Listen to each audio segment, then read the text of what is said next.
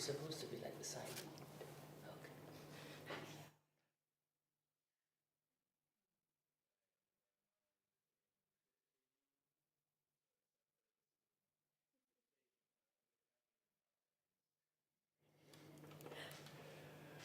Going in 10, 9, 8, 7, 6.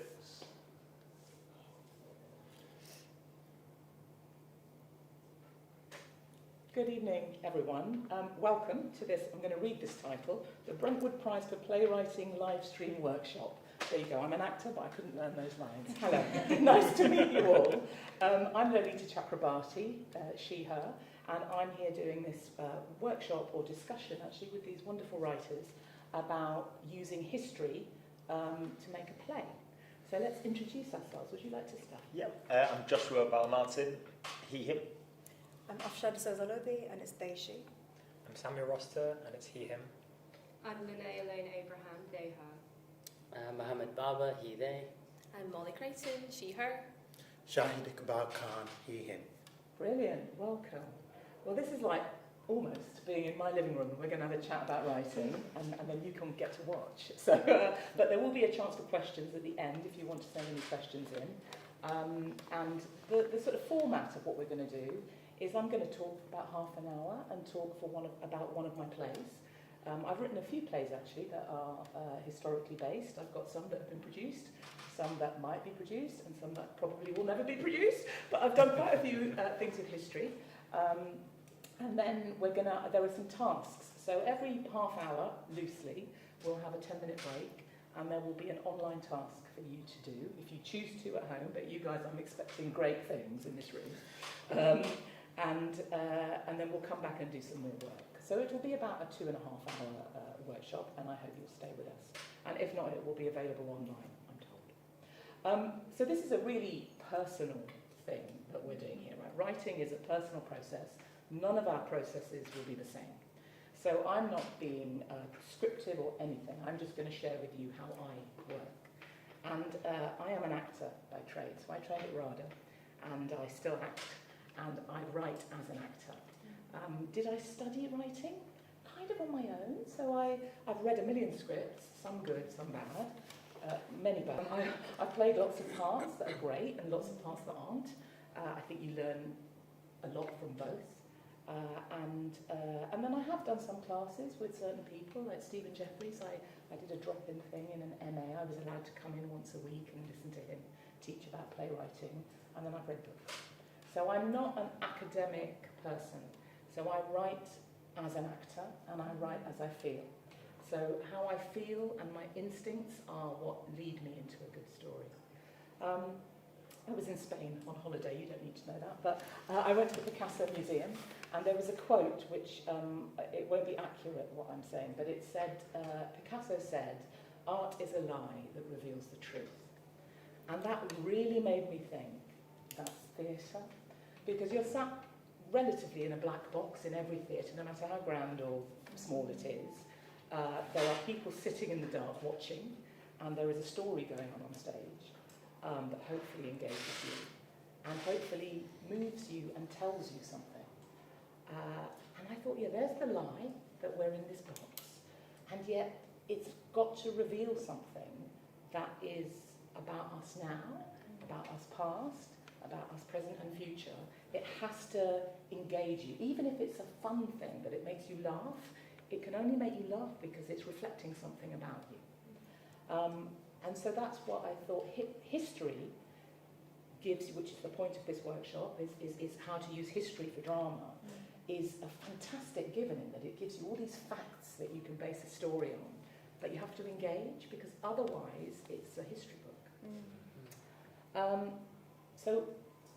Well, when you write any play, one thing, interrupt at any point. If you have a question, and no question is too simple. I think sometimes the simplest questions are the most profound. So absolutely ask. If anything feels a bit like, well, it's not clear, just let me know. And I often leap in thought. So slow me down if you need to. A question I always hate with the plays that I write is people say, what are you trying to say? Exactly right. And I never know what I'm trying to say. I'm just doing a story. And now I've done a few plays, so I'm confident enough to go, once I've been through the rehearsal process and I've had the whole thing shaken about a bit and all the other creatives have helped to look at the play, then I can tell you what I'm trying to say. Because people reflect back to you, oh, you're looking at this point in life, or the audience is reflecting something to you. But what's really important, and this is speaking instinctively, you don't need to be able to articulate what you're trying to say, but you need to know somewhere here. And each of you, if you and I write a story about the same thing, they'll be completely different. Same with us, right? Any of us writing the same story, all of our references and our histories and our interests are completely different. So we'll be looking at different things. And it's really important to know yourself so that you can, it's not like you have to go, oh, I'm very good at ice skating, so that's going to go into every play I write. It's not that, it's just having a flavour of who you are, what interests you, and truthfulness. So writing, to me, because I'm an actor, and obviously acting is absolutely about truthfulness, but there is nothing more honest than writing. Because you hide yourself in it, and you can say anything, right? You can say secret things you would never tell anybody, but you can be very truthful within it. So, yes, truth.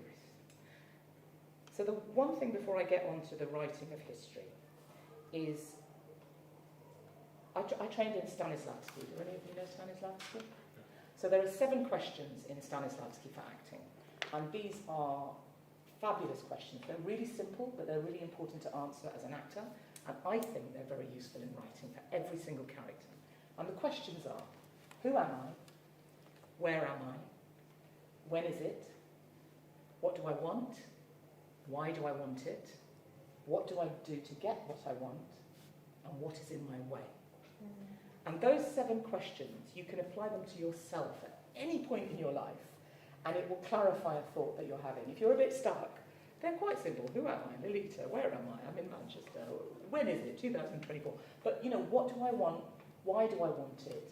What's in my way? And how do I get what I want? Is really clarifying for intention. And a play is basically about relationships. So the setting of it, whether it's an imaginative, fantastical world, or it's present day, or it's history, is incidental to me, to the relationships within it. So those questions, I'll probably come back to those questions later, just as they're a good reference point in terms of writing, I think. Can you repeat the question? Yes, of course. Who am I? Where am I? When is it? What do I want? Why do I want it? What do I do to get what I want? And what is in my way? It's the classic if you want where, when, why. Yes. Yeah. But it's very intentional. And so what is in my way is the obstacle. Yeah. So you might be the obstacle to what, or maybe that table is the obstacle. You know, something is my obstacle. And when you identify it, it's the first step to drama. It's very basic, right? But then you build on it once you have the answer to that question. Any thoughts? So you sort of begin with that, with character description, and it's effectively these 7 questions before you start writing, or is it? Because I'm assuming as an actor you're coming at it later on, right? As an actor, it's written, right? It's written, so yeah, you've all yeah. done the work. Yeah. On I swan, I go, right, this doesn't make sense. Excuse me, could you change it? You know, so as an actor, you're sort of the last cog in the wheel, right? Yeah. As a writer, there are so many questions to ask first, right? You're thinking, what is my story? What do I want to say? Do you know? No, not really. Follow the hook. So that's my other thing, is the hook. So I can only write things I feel emotionally attached to, because it's a long process, right? You might be committing to 7 years of writing, 2 years, you know, if you're lucky, 2 years, if not 20 years. Some of my projects are 20 years and I'm still waiting to get them made. So the hook has to be an absolute embedded thing that your subconscious is saying, I need to tell this story. So you don't need to know why. You don't need to know why do I need to tell the story. But if the hook gets you in the gut, you're in. Yeah. And I think the hook is really key. So if you're looking at historical story, the hook is really important. And it might be that, I don't know, that part of history is particular to you, to your culture, to your family, to your life, to your friends, but it has to have something that makes you hungry, because I think playwriting is curiosity, and with historical work, it is detective work, and it's exciting for that, because as you put one piece of the jigsaw puzzle in, you can find a true fact somewhere that might give you the next jigsaw piece.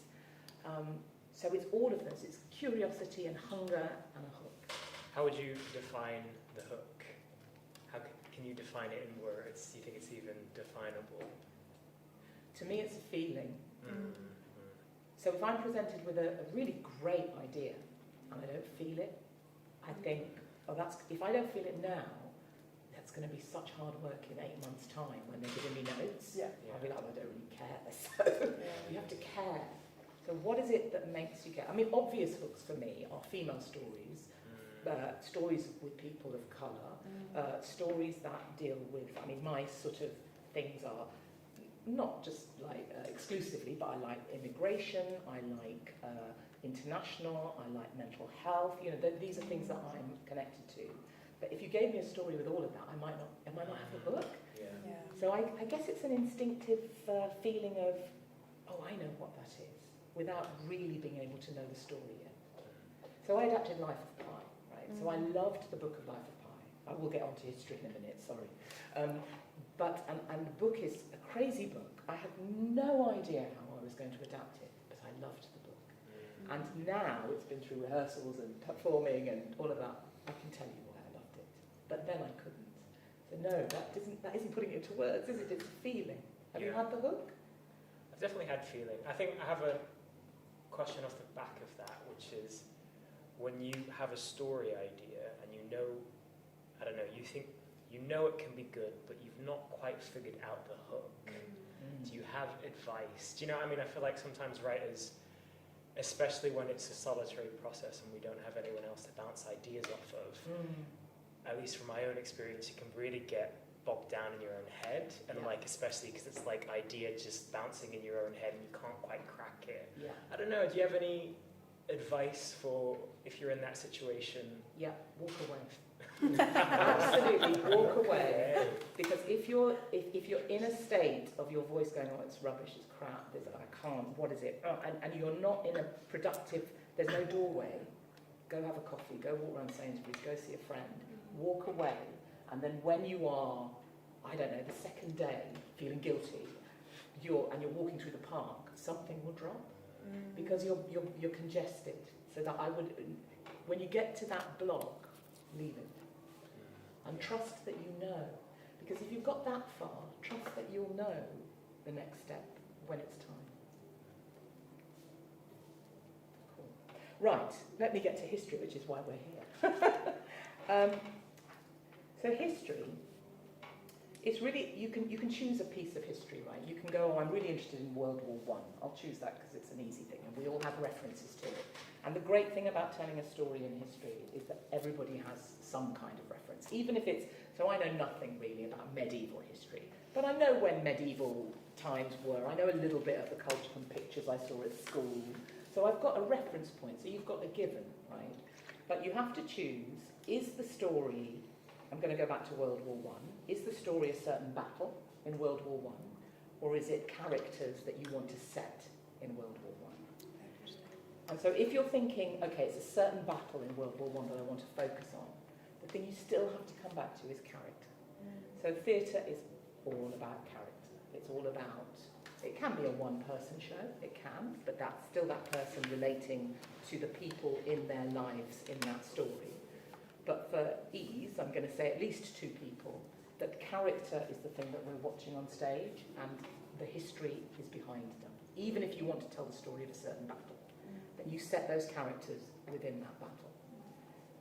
As an actor, I just think this is the truth. All you have is the other actor. And Life of Pi is a very sort of spectacular show, right? It's got loads of amazing, amazing creative stuff. But if you can do that show just actor to actor in a black box with no props, then you're in it. And it's that, the language has to, the intention has to be there, and the reason for the scene has to be there, and then we can imagine that we're in the Pacific Ocean. We don't need to see it. So the job with a historical play is the story between the characters, beginning, middle, end, an arc for every character, an arc between the characters, an arc in the first act and the second act, and an arc in each scene. Everything has an arc. I'm probably telling you things that you know, but I do really think that simplicity is, great to be repeated, right? You can never learn the simple things too much. And also there's profundity in simplicity. So I apologise if you all know this already as well. And what you're given with history is that when you choose a historical context, the world will be in chaos, right? There's always a chaotic side to the world. Even if you're in peace, there's something looming outside. And it's really interesting to use the outside elements in the inner life of your characters. So say you've got World War I. Whatever those characters have come from, wherever they have gone to, whatever's happening in the political landscape, in the climate landscape, in the international landscape, all of that must impact your characters. It doesn't mean to say they have to go, oh no, we lost Poland. It doesn't need to be that. But if Poland has been lost during the play, something will be felt. And something will be, I feel uncomfortable. I feel like we're losing the war. I don't know, something. You don't have to state everything, but everything has an impact. And that's what's really exciting about writing a play with history. You have all this drama. All this drama is given to you. So I was going to talk a little bit about my first play, which is Red Velvet. And for those of you who don't know Red Velvet, it's about Ira Aldridge, who was a 19th century black American actor who came to England in 1824, played Othello at the Theatre Royal Covent Garden in 1833, had a huge career across Europe, was knighted, awarded, sold out the Bolshoi Theatre several times over, was the highest paid actor ever in Russia at the time, had a state funeral in Poland in 1867, and when he died, he was written out of history. So that is the sort of historical landscape of Red Velvet. I'll tell you some of my process writing this play. So I found Ira Aldridge in 1998, and it was because I'd heard about a reading, and it was a very pedestrian reading. I wouldn't call it was called a play, but it wasn't. It was a kind of question and answer of this historian and this Ira Aldridge, and it was lifted from a book. And it was all these facts about Ira Aldridge, and I was like, oh my God, I've never heard of this man. Who was he? Is he real? 1998 will be before all of your times, but the internet was starting, but no good. There was nothing on it. There was nothing on it about Ira particularly. So I had to do it old school, books, libraries, faxing, all of that sort of thing. And over 3 years, I was working as an actor, but I basically did a degree in Ira, and I found him. So there were I couldn't Google what shop to get the books from, so I just went to any shop in any town, wherever I was, and had a look. And I had no idea, I hadn't written a play. I'd written a couple of plays that were practice plays, they'll never be on. So this was I didn't know how to do it, but I had the hook. I absolutely had the hook. And if you'd asked me why then, I wouldn't have known. But after all of the sort of stuff of production, the hook for me was that this was an outsider. He was American, he was black, he was at a time when slavery was still really sort of happening in America, and very much, colonial shit was everywhere. Britain was very colonial, the empire was huge, and yet he had the audacity to come to England to be a classical actor, and he succeeded. And that, in the 90s when I began, the industry was not like that, but it was not like it is now, and it had elements of that. So I recognised him. And in this man that I am not like at all, I saw kinship. And I can only tell you that now after 12 years of it being done and all of that. Anyway, so I researched him, and I couldn't find him very much. He was in the odd encyclopedia, and it wasn't correct. I found one biography that was written in 1958, which I read cover to cover in a library because they wouldn't let me have it out. And I took notes and notes. Then I managed to wangle a membership to the British Library, and I read about 19th century theatre, American theatre. When I went to America, I went to the black book shops because they had them, and I bought all the sort of books that had images of society in 19th century America, of black society, and they were great because they had middle class people, because middle class black society was there, and then they also had the working people and the history of slavery. So I just sort of, like a sponge, was looking, and had all this information. And every week I would find something. I go, oh my God, Ira Aldridge met Hans Christian Andersen. And when I was a kid, Hans Christian Andersen, his stories, you know, The Little Mermaid and all of that was huge. I thought, oh my God, there are all these links. Charles Dickens, I found in a book, saw him in the theatre. Wasn't very complimentary, but he saw him. You know, he met the Tolstoys in Russia. I was like, oh my God, it blew my mind. Every single week I had a new, exciting fact about Ira Aldridge. So after 3 years of this, I wrote a treatment to do a film. I thought, this is a film. It's going to be brilliant. It's good. I mean, I don't know about you, but when I write a first draft, I think it's brilliant. And then it's downhill from there, isn't it? Everyone goes, oh, wow, here are the notes. Anyway, I thought, well, let me write a brilliant treatment. So I wrote this treatment. And because of the acting, I have access to some really successful people who have done really amazing work. So I gave it to very different people who read it. One of them, she was brutal, and she said, you know, I'm really sorry to say, but this is, what is it? It's boring. It's just like a biopic. It's fact by fact. There's no story. This was like a 25-page film treatment. The other one was much kinder, and he said it's got something, but it's not there yet. And he said, this is interesting. What about trying something? So then I got very disheartened. I'm sure that's familiar. And I put it away for about 6 years. And I would talk to people about, oh, Ira. And then after 6 years, somebody suggested, what about writing the play? Which had never occurred to me. So I started writing the play. And again, I didn't plan. That is one thing I would say, plan. Do you all plan? Do you plan your plays? I do Yes. now. You I do do now. now. I do now. Yeah. You do? Do you plan? I should. There we go. Yes. Do you plan? No. Okay. I'm advocating planning.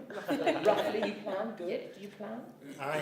I plan, but I don't stick to it. That's fine, but you plan. Yeah. None of us stick to planning. I advocate planning. I really do, because I began writing. I was inspired. I was on my hook, and I was inspired. Thinking, oh my God, Ira Aldridge is amazing. And I got rejected a lot, and I wrote 30 drafts in 7 years. And the 30th draft got made. And now, in retrospect, I can see everyone saying, oh, it's very difficult, you know, a biopic, a historical drama is very difficult. I was like, no, it's not. This is fabulous. You know, this is so exciting. But it is. A historical drama is difficult because you've got undigested, wonderful facts that are not part of your story. And the facts are so exciting and so exhilarating for the detective in you that how do you sift them out, right? And my answer, which sounds simple and really isn't, is characters. Who are your characters? What is the story? Why are you telling it? So I've written so many scenes for Red Velvet that included historical characters, made-up characters, people who serve the story, and most of them got cut. Most of them. And people I loved, characters I loved.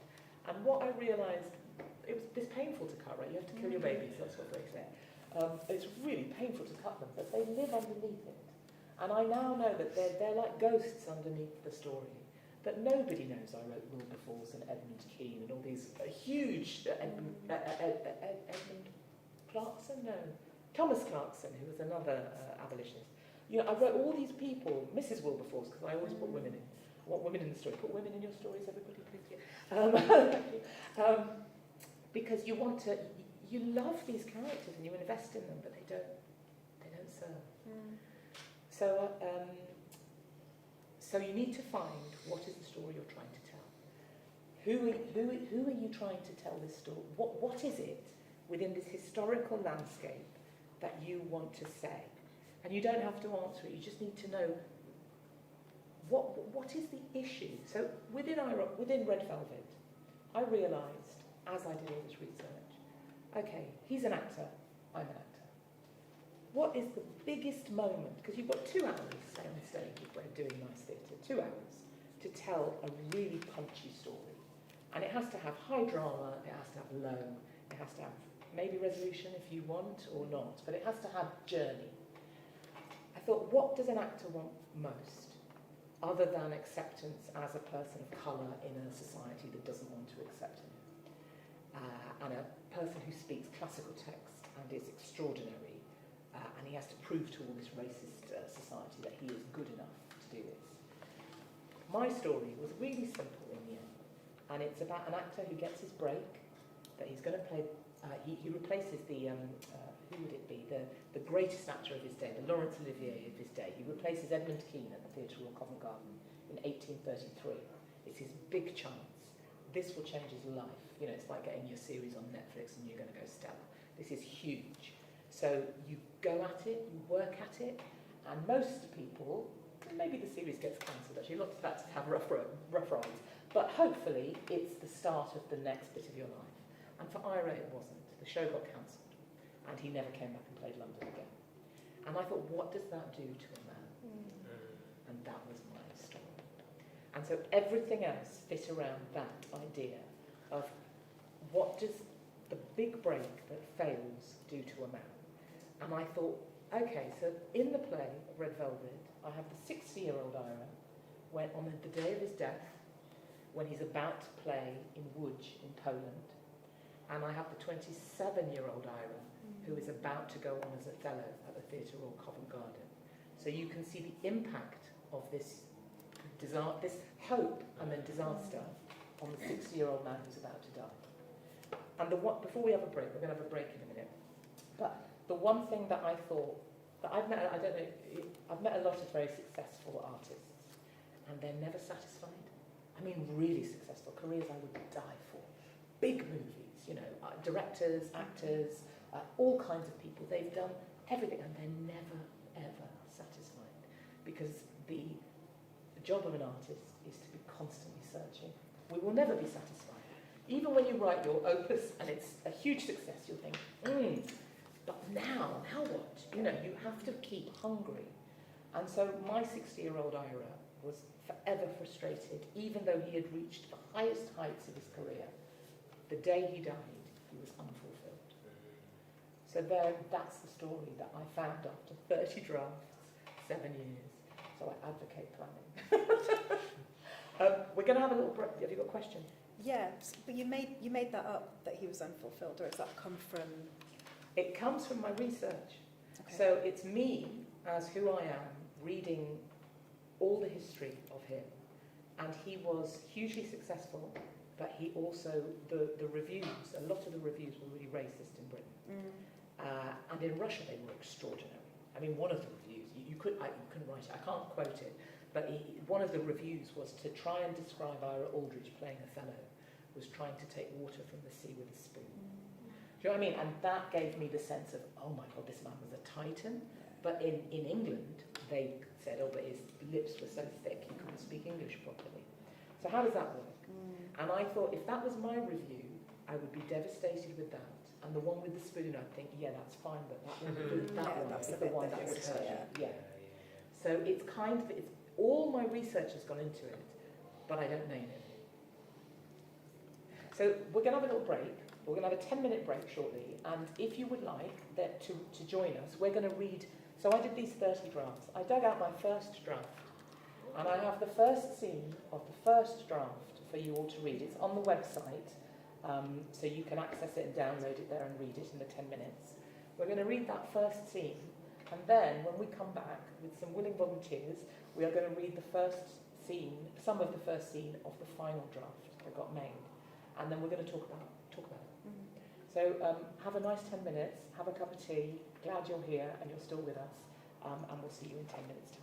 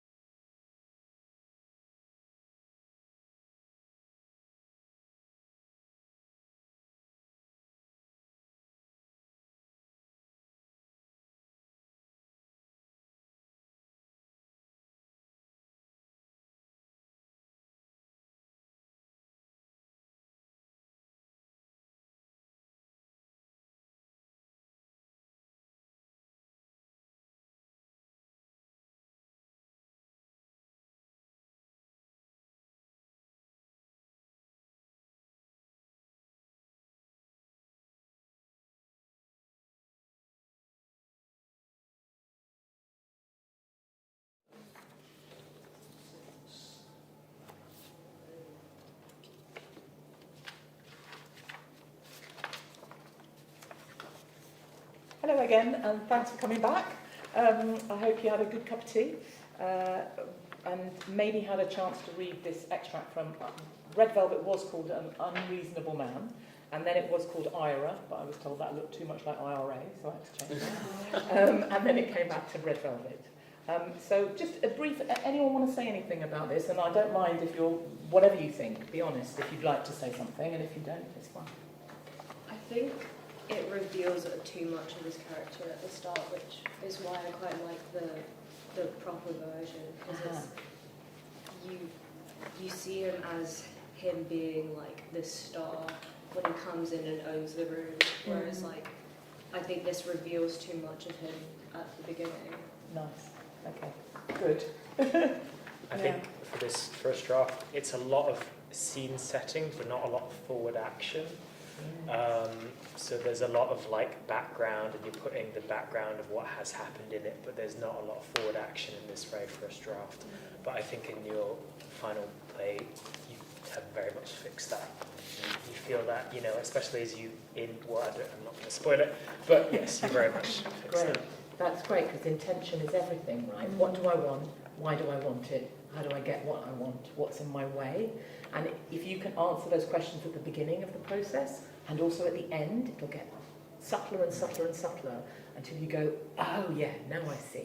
Every play that is published or is done, you should be able to answer those questions, and they should be really precise and easy. And I think you're right, in this version you'd be thinking, what does he want? And why does he want it? And what's in his way? Whereas hopefully in the version that got done, well, I can answer those questions. Anything else?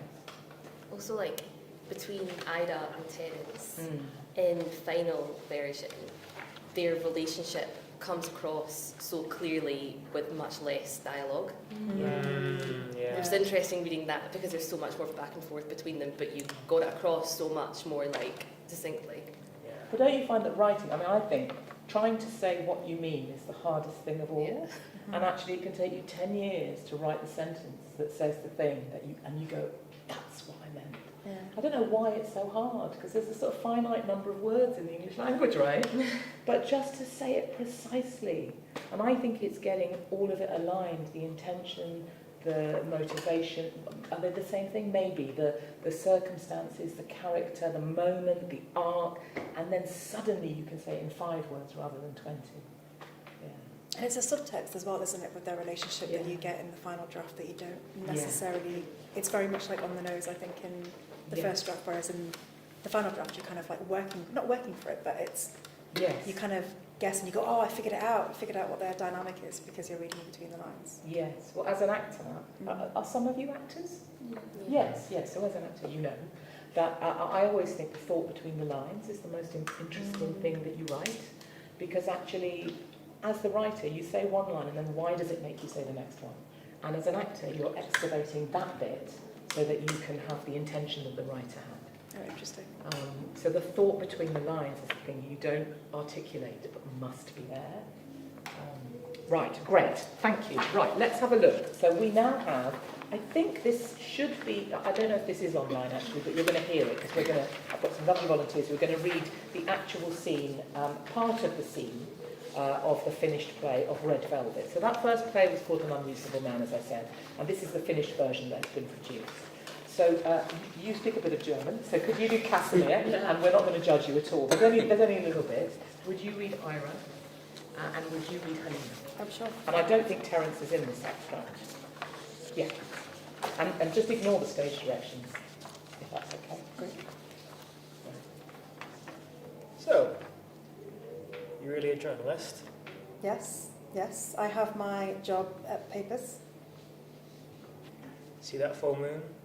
Like a bowl of milk, hanging so low I wanted to drink it. Pass me that box. Amanda baked them herself, but they crumbled. Every last one of them. Amanda, your wife? I scooped them out in handfuls like the Indians do. Tastes of home. So, how are you feeling? About You were sick? health makes dull conversation. I'm sorry, I just wanted... Boy, Mine hair. I need light. Tut mir leid, was ist mein Herr? Drehen Sie die Lampen hoch. You smell that? Been 50 years, but I'm still there, craning my scrawny neck as far as I can, peering at the stage over the bars. Joshua, a few years older than me, holding me back in case I fall. Under a spell at the back of the gods, a sea of red below, filled with expectations of greatness. So, I wanted to ask Something you about velvet. A deep promise of what's to come, the sweat of others embedded in the pile, a crushed map of who is here folded in. You from here? Now, not before. Well, my family are from Radom in... The east. So you're Russian, No, I am Polish. but Poland doesn't exist. Of course we do, but Prussian king and Russians are not admitting it. Russians, an enduring people, but they got nervous leaders, uneasy about who's lurking in the dark. Banned my Scottish king, afraid it would give the people ideas. Burnham Wood coming to Moscow, that's the beauty of Shakespeare. He unnerves you. You are from New York? And you have done your homework. Lear makes me stoop, sits on me like weight. I must wear him, not just his shoes. So, do you find Lodz much changed? The rail line comes all the way in now. There are more houses, more people, more streets. In the suitcase, the dressing gown. Everyone wants our cotton. Mr. Scheibler's building 2 more factories. Carol's a clever man. You are non-stop on tour? I'm in demand. Of course, you must be meeting many people of interest. I read in paper you received knighthood. From the Duke of Saxe-Meiningen, yes. And you met Emperor Franz Joseph also. It was a small presentation in Vienna. And London, you must miss London. Not really. You do not long in all these travelling to be working at home with your wife, children, friends? I go home when I can. Your wife is politician's daughter. That was Margaret, my first wife. I make bad mistake. She passed 3 years ago. Get your facts right. Yes, sorry. Your children must miss We her. didn't have children. But I read you have 4. With Amanda, who used to be an opera singer. You want me to write this for you? I'm sorry, I'm confused. Your eldest son is 18? Uh-huh. And just to be total clear for me, you married Amanda. 2 years ago. So you haven't played London since, I have it here, sorry, my notes. Covent Garden was in, 33. yes, here, I have it here, 33. I played the Lyceum in 58. I did not find information of that. Hard to keep track of it all. But still, you have not played Covent Garden again since... I have played Cologne, Vienna, Dresden, Leipzig, St. Petersburg, Moscow, Berlin, Prague, Stockholm, Budapest. I've been busy. I've recently agreed to play the Academy of Music in New York at the end of this month. Oh? 4,600 seats. It's the Bolshoi twice over. Do you know I just found out I'm the highest paying artist ever in Russia? Yes, no question. So many places. Which one you most enjoy? Which one did I enjoy? Yes, it's all right to ask. Strangely simple. I'm sorry, Rybinsk, north of Moscow. Not easy by roads, but the theatre was crammed. They'd never heard of Shakespeare. Can you imagine that? Every time I raised my hand, they literally gasped. It was a pin drop performance. You are English now? There was a flawed perfection in it. There really was. I always thought that for Englishmen, I mean for all actor, that London is the absolute roof, peak. And I played it. But Covent Garden is more than over 30 years past. You don't desire to go back? I prefer to go forward. The reviews were, well, I met someone who Gossip said... is not a good foundation for an interview. Gossip? Not gossip. He's expert. I was there. Just ask. Is it not like addiction? Once you play, you must play more to know your value and get, recognize your craft? What I mean, I ask, why you have not played Covent Garden since? Well, let me see. Helena. London is a limited pocket of work. Same faces, same buildings, same critics writing the same things. There's an indolence amongst those who have everything on their doorstep. So I chose to tour Europe because one finds there is a thirst and one is invited to offer a glass of water. I've played Rybinsk, and once you've done that, it's hard to settle for London. Yes, but London is... I think that's enough. You played I for have to prepare. only 2 nights. The long storm ahead. Why was that? Brilliant. Thank you. Thanks very much for reading. Brilliant. So this is an absolute combination of me, of history, and of these characters and what they want. What's useful? I'm going to tell you what Want they... to compare? No. No. You knew the answer to that. Yeah, I Absolutely could feel it. No. Well, I'm just going to tell you which bits in this is history, right? Yes. Amanda baked them herself. She baked these cookies. So Ira was married to Margaret first, then Amanda. He remained married to Margaret until she died when she was 60. He had an affair with Amanda and had children with her. And I thought, I know in Victorian times that was acceptable. And I feel like one of the children that Amanda had died as a baby and was buried with Margaret. So there must have been some kind of understanding, right? I know she was dead, she was buried, but still, there must have been some relationship. So Amanda is the woman that he marries after Margaret. Just a little quirk, I scoop them out in handfuls like the Indians do. I wanted to get mentioned in there. So the Indians are there eating a bit of biscuit. There we go. Health. So Ira died. It is, I don't know if it's true, but he had boils on his lungs. So he spent months and months travelling across Europe and trying to get to all these different venues, coaching horses, sometimes train, however he could get there. And so when he was in Wood, he had a chest problem, and I think he had boils on his lungs. So Health Makes a Dull Conversation is about him about to die this day. You smell that. Joshua, in the theatre, craning over the balcony. He and Joshua was his older brother by 7 years, and they would pay whatever the money was, a bit of money to go and be in the gods in the theatre in New York. And they would watch the great actors down, like from a distance, and all the black patrons who didn't have much money were at the top, and then it got posher and posher. But that was my idea. It's kind of what I did as a student, is I would buy the cheap tickets at the top, and then you can barely see it, but you're there. And so this is a combination of what I imagined it would have been like with him and his older brother. And his father was a preacher. And I think theatre, even when I was young, was not a particularly reputable career to go into. I don't know if it's changed for your families, but it was, it was just not stable. And so I always thought that Joshua and Ira would have snuck into theatres, paid their, I don't know, dime or however much it would have cost, and watched from afar. Radom in the east is a part of Poland. Right, so Poland was taken over by Russia, Prussia and Austria. And this is where history is interesting, right? Because he died in Łódź, and he died in Łódź in 1867 in August. And he was playing at the Paradise, these are the facts, right? He was playing at the Paradise Theatre, which was a German theatre in the middle of an occupied Poland that had been split between Russia, Prussia and Austria.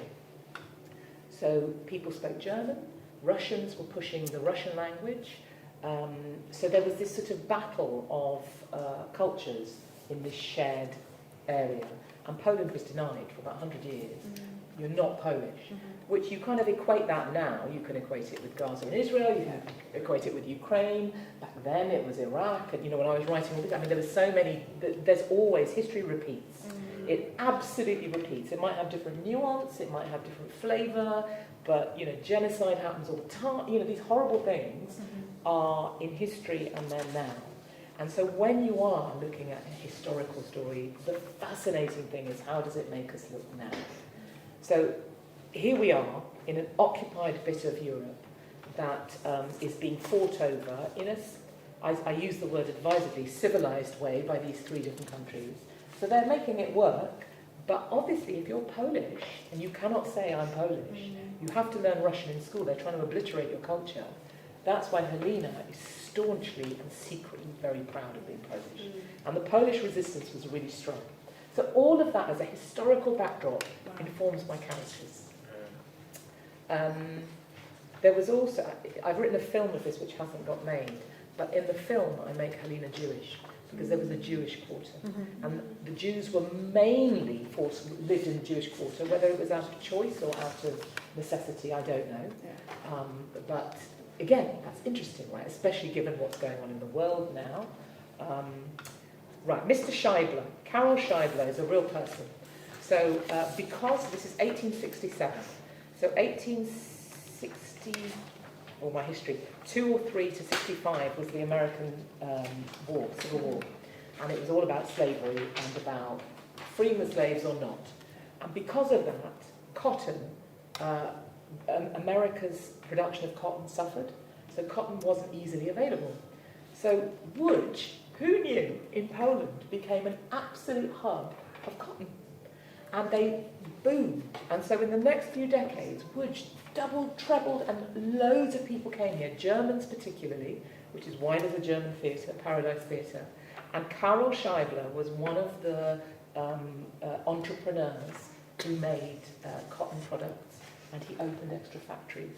And so I have no idea if Ira Aldridge knew Karol Scheibler, but I thought artists have, I've found this, have an absolute knack of sitting with paupers and kings. Yeah. We are invited to everything. We are invited to support charities that need a bit of visibility, and we are invited to the palace to go and sit with whoever it is. And we do it because we can. You know, we're artists, we're sort of like classless in that. And so I thought Ira Aldridge was the highest paid artist in Russia. He was considered a spy in Russia at the time. So when he played, theatre was the main performance stuff form. So when he played Macbeth or King Lear in Russia, they banned it. They banned it because they thought it might give people ideas. So he is very visible. And so in my head, I thought, he'll know Karol Scheibler. He'll be sending in bolts of cotton or whatever it is that's going on. Right. He did get a knighthood from the Duke of Saxe-Meiningen. He did meet Emperor Franz Joseph because he got another prize in Vienna. He didn't work in London again. His first wife said she was a politician's daughter. She wasn't. She was the daughter of a northern weaver from Allerton in Yorkshire. But that doesn't sound so good. And for a mixed-race couple in that period, which would have been very, very difficult, it's hard enough now, I think, in certain places, they needed to elevate her. So let's tell a lie. Let's say she's the daughter of a politician. We don't need to say who. That elevates her and gives them a little bit of credibility. So I've kept that in. So that lie was true? Yeah. Okay. That it was a true lie? It's a true lie. Yeah, That's it's a true lie. That's what we're looking for, it's a true lie. They didn't have children. I don't know why, but that's quite surprising. So that must have been an issue. There is a scene later in the play with his wife when she's young, and it must be an issue, right? That's the purpose of women until quite recently, was to have children. And if you can't, that would be a huge cost. Yeah. So that's something for her character. He did marry Amanda 2 years ago, in 1865. Covent Garden was in 33. This list of places he played is true. He played all of them. And he also was going to play, he never went back to America because he couldn't. And then when the Civil War happened and the right side won, or the left side won, he planned a tour of America. And he was going to go, after Łódź, he was going to go back to America and play. There was difficulty casting his cast because there weren't black actors in that way. So there was difficulty, a black actor in America playing with a white actress. It's not that unfamiliar here sometimes as well. Not now, but about 10, 15 years ago. But he was going to play at the Academy of Music in New York. And it did have 4,600 seats. And it was, just by chance, the first place that had velvet seats that popped up. So it was the first, these are the crazy facts that you find, right? You go, oh, that's so good, but you don't put it in. Right. Rybinsk. I made up Rybinsk. Rybinsk is a real place, and it's a remote place. But I don't know if I think he played there. I think he did actually. But Ira travelled to places in Russia that had never seen Shakespeare. And he went to places that people didn't do theatre. And I just thought, wow, this titan of the stage went into some village hall, crammed with the whole village, to watch him give his Lear. He had he had more. He had all these roles in his head. He'd play half a show of Lear, half a show of whatever else, Shylock, you know, he played whatever he wanted to. So that feeling of playing in a small room and a pin drop performance is my version of taking water from the sea with a spoon. Covent Garden. Would you perform in English around all of Europe? Yeah, so he started in 1852 when he went to France. He took a British company, and they did it in English. And the, I don't know if you know many actors, some of you will, but they moaned and bitched about, oh my God, this is so awful, and you know, oh God, we're moving again to another venue, and it was very expensive because he was paying for it all. So he ditched the British company, and then he played with the actors of that country. So he went everywhere. He went to Sweden, he went to Prussia, he went to Russia, he went to Austria. He played absolutely everywhere, and he played with native actors of that country. And to me as an actor, I'm like, gosh, they must have just waited for the pause, right, and then come in with their line, which would have made the play like 5 years old, 5 years long. But yes, in the end, he played in the language. He didn't speak their language. He spoke English. They spoke whatever their language was. Oh. Wow. So he spoke.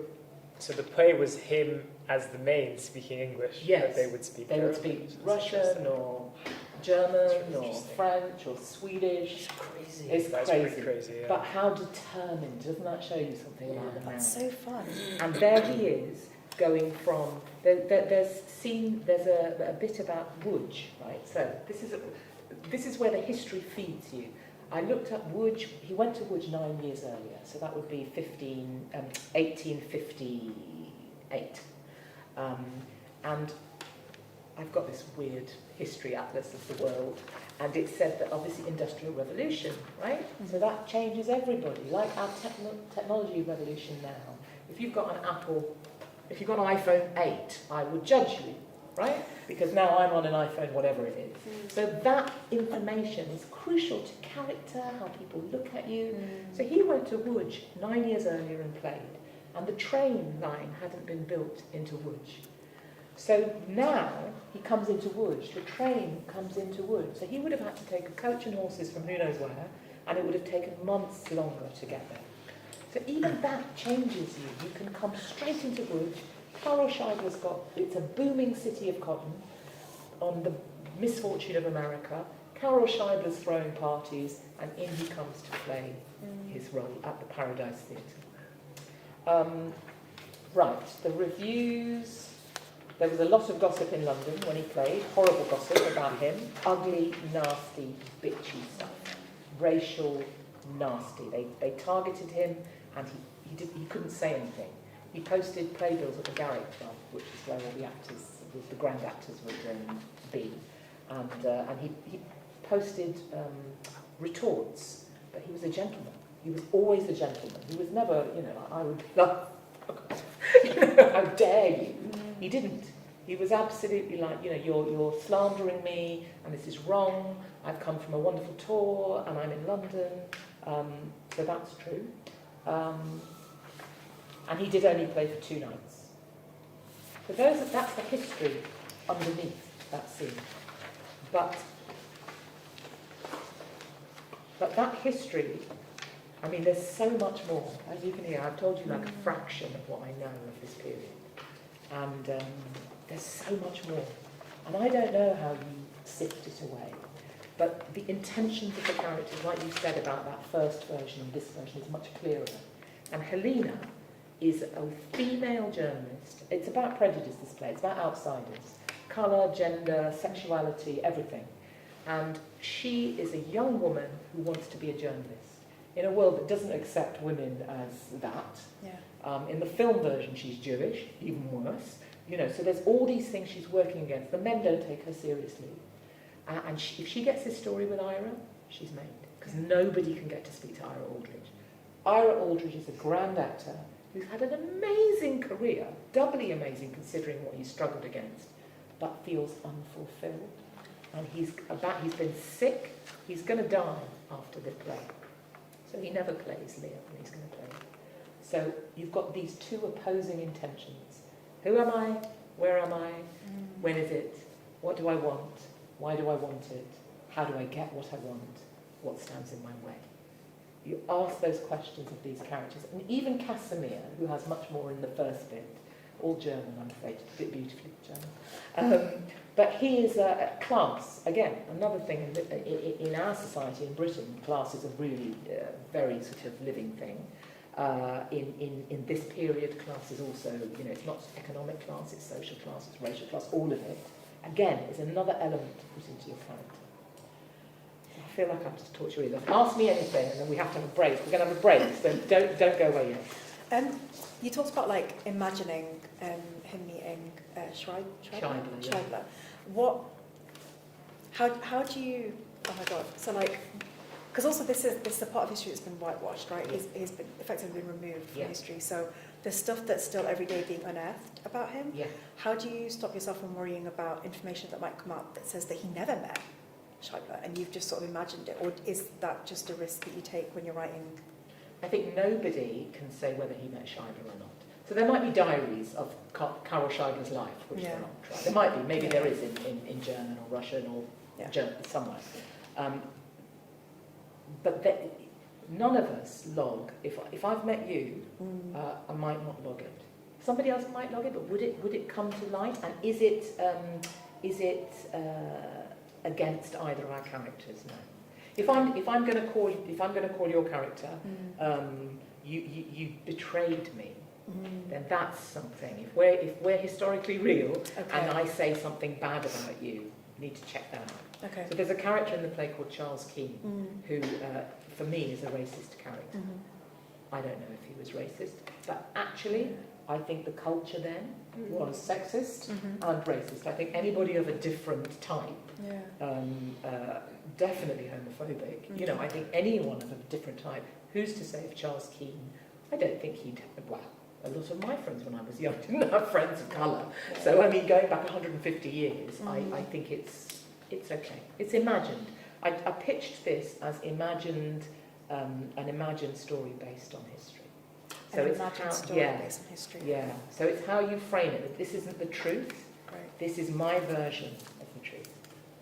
Any other questions before we go for a little break? Yes. What took me about both the opening, both drafts, is that they both start when he's 60. Yes. So I was wondering about what happened later in the draft one. Do you still cover a similar period of 2 nights, or is it very different? I didn't read the whole draft when I brought this out, I have to admit. It jumped around a lot. So the first draft went back to his childhood, so he was a child, and we saw some of the severe racism in America, which was based on fact of the theatre that he was a young actor out being burnt down by thugs, and you know it covered all of that, which none of that is in the play, the final play. Did he die at the end? He probably did. I think that was something, because I was hooked by the idea of who are we? You know, I think negative stuff that is said to you stays in you more than positive. And that if you're told from childhood you're nothing, for whatever reason, that's the shit that needs to be dealt with, and that's the juice of a play. And so I thought somebody who is so successful, I mean he really was, but who doesn't believe it, and goes on, and acting is so exposing to go on every night and play, and to play these roles of epic emotional proportions, but to actually hear the negative voices. So I think that the fact he dies is probably in the first version, yeah, but it's not in the way I've done it here. I think we should have a little break. So we're going to take another 10-minute break, and on the website there is an extract number 2. We're going to leave Red Velvet now. I could talk about it forever because I've got years of research and I'm a nerd about Ira Aldridge in that period. But we're going to do an exercise. So there are 10 facts on extract 2. And they are all facts from a random year. I picked 1852. I don't know why, I just thought that would be nice. And there are 10 facts. And choose a fact, and this is for you guys as well. Choose a fact and think of 2 characters in that fact. Now, that can be the backdrop of your 2 characters. They could be 2 characters that are heading to that fact. They could be well beyond that fact. It could be now, researching that fact. It could have any relationship to that fact. But just have a look at those 10 facts, pick one randomly. I'm not going to test you. I'm not going to test you either. But we're going to just talk about how to build a story from a historical context. And we will see you in 10 minutes.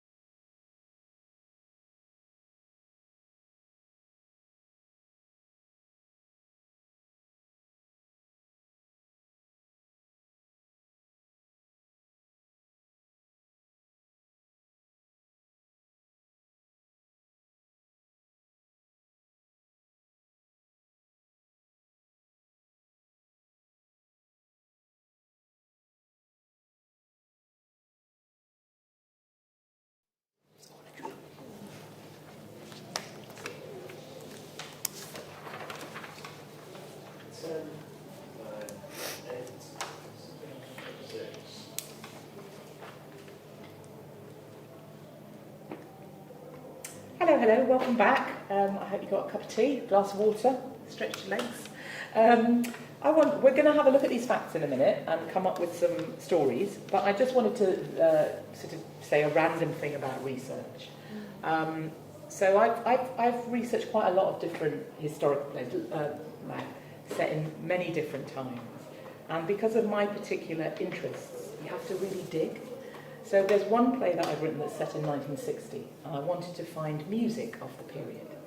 And so I said, what were the top 100 hits of 1960? And maybe 3 of them were by people of colour. And so then I looked on another site, and I wasn't particularly looking for music by people of colour, but I just wanted a variety of choices. And again, none of the sites, and this was quite recently, had any music. It was all a very particular demographic. I thought, this is what Red Velvet's research told me. The history is written by a certain demographic of people. And those books are the books that are taught in schools, taught in universities, and are on the bookshelves that we go and get. And that is one way of looking at the world. And Red Velvet taught me not to just look the one way.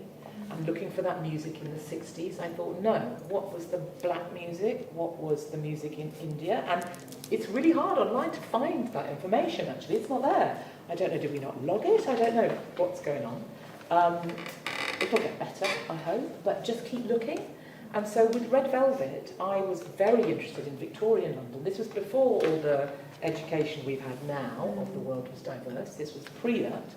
And it was so mixed. I mean, I found these amazing Indian sailors, these Lasars who had been abandoned in London, sadly, you know, and were selling spices or had little funny acts on the street, and ayahs, you know, these governesses who were brought over and then were never shipped back because they wouldn't pay for them to go back, and, you know, black businessmen and black ladies, you know, all these people were in London, and I didn't know about them, and I had to really, really dig to find them. And I think the digging is less now, but look at everything and go unusual routes. And I think, you know, Wikipedia is great, but not always accurate. And I think with books, you're guaranteed that those have been checked, those facts. But make sure you double check your facts, so you're not going out on a wire and you say, oh yes, this happened, and then it didn't. You know, so just make sure if you are just make sure that you get it from a good source, that you can speak with authority. Because there's nothing worse than you write someone and someone goes, oh no, that's wrong. That will undermine your years of work for that one moment. But don't be, not lazy, but don't accept what is given to you. Look, really look. And the stories aren't always told. Like Ira's story wasn't told. So I found it a bit here, a bit there, and I put it together, and then these books came out about the same time I was doing Red Velvet, which was great. Anyway, that was just to find a point. Right. So these are just random facts from a random year, 1852. And because, again, when I looked at 1852, things that had happened, most of them were from a Eurocentric point of view. And I thought, no, come on, give me some. And it was quite hard to find things from other cultures and other countries. So anyway, these are a bit random because I did manage to find some. And I just thought what would be fun would be to each of you to choose one fact that you fancy. It's not a test of anything other than, you know, a bit of taste. And to think of 2 characters who interact under either in that situation, before that situation, now looking back. It doesn't have to be anything, but just 2 characters related to that fact. So would you like to go first?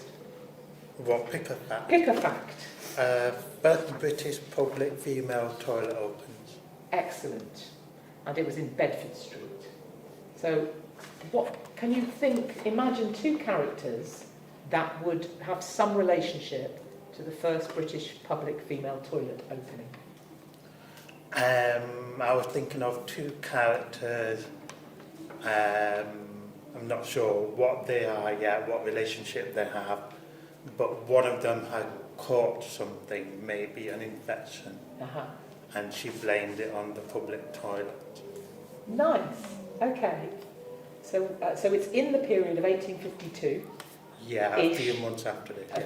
So this is a suspicious place, this public toilet, that you're sharing a seat with all sorts of people. So to me, immediately that, I think of class, I think who are they? I think, do they know each other? I mean, she might be complaining to a man who runs the toilet. I mean, it would be men who would run it. Any other thoughts around that kind of idea of just riffing? Any thoughts of so one woman's got an infection.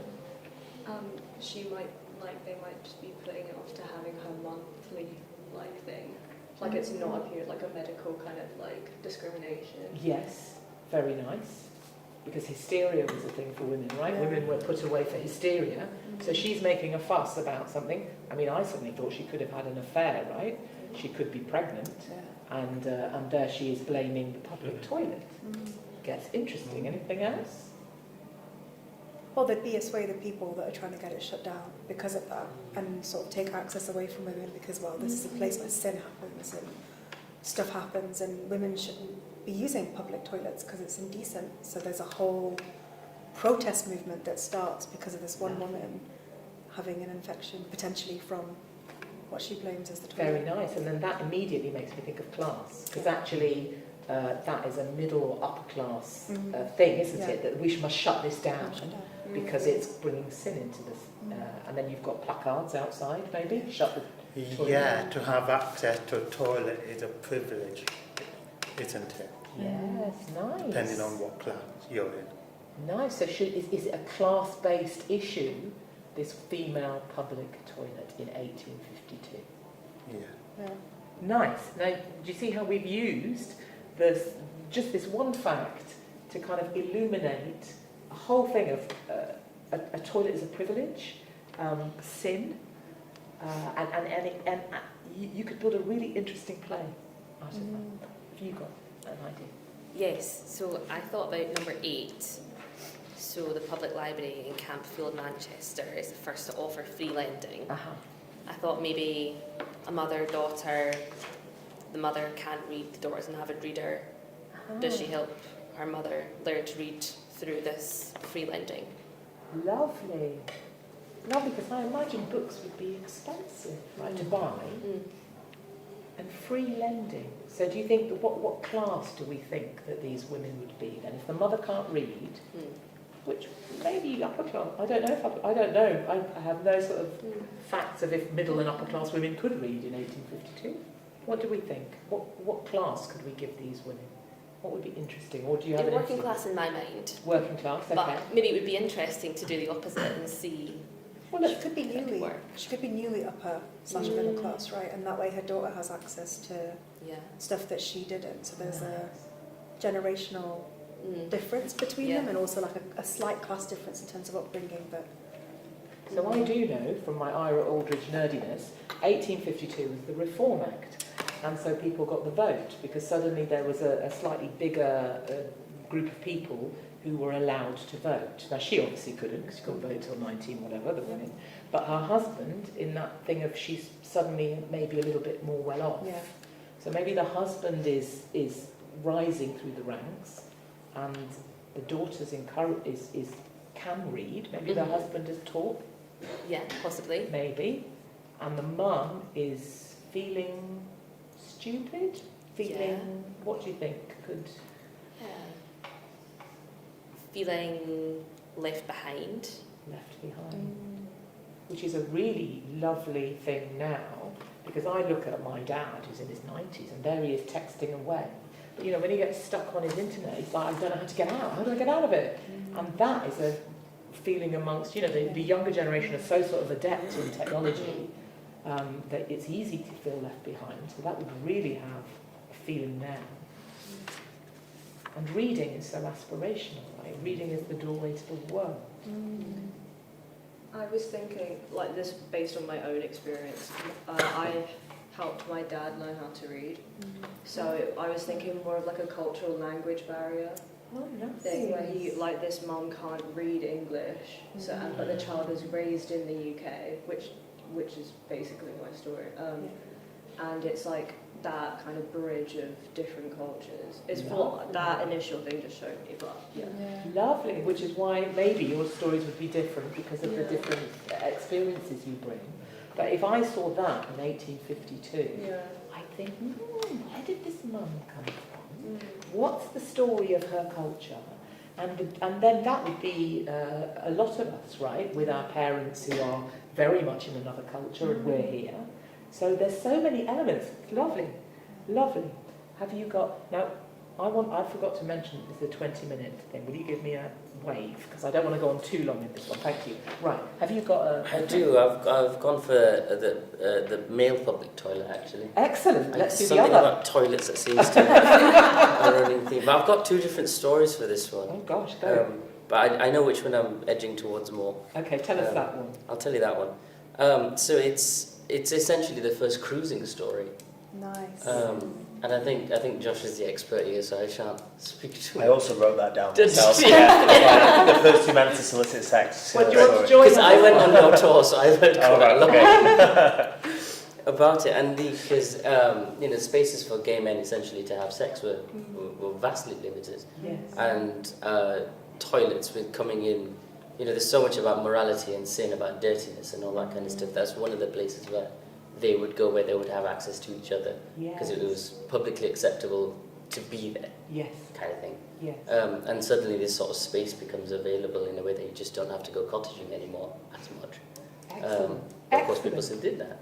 And it's kind of, and it can go in a myriad of different ways. And kind of like two people get caught, and now they're all over the newspapers, which is, which did happen. Kind of like people were publicly humiliated and shamed for it. Yeah. Or it could lead to a love story, as it has happened. Again, from your tour, I remember this. Two men they met in, whilst cruising, and then kind of over time they fell in love, and then they were together. Was it 40 odd years? 40 years, yeah. 40 years they were together. So is that the story beat that you chose as well? Yeah, exactly the same. So have you got characters that you could enhance on that story? Have you got a couple of characters to... Well, it was more like, I guess, how they found their community afterwards. Like beforehand, like those communities just wouldn't have existed. Yes. And these public places are about cleanliness and hygiene, ironically, for spaces for so-called dirty behaviour. But then these communities grew out of these toilets like for the first time, never happened before. So I guess my thing was like the community that develops out of them.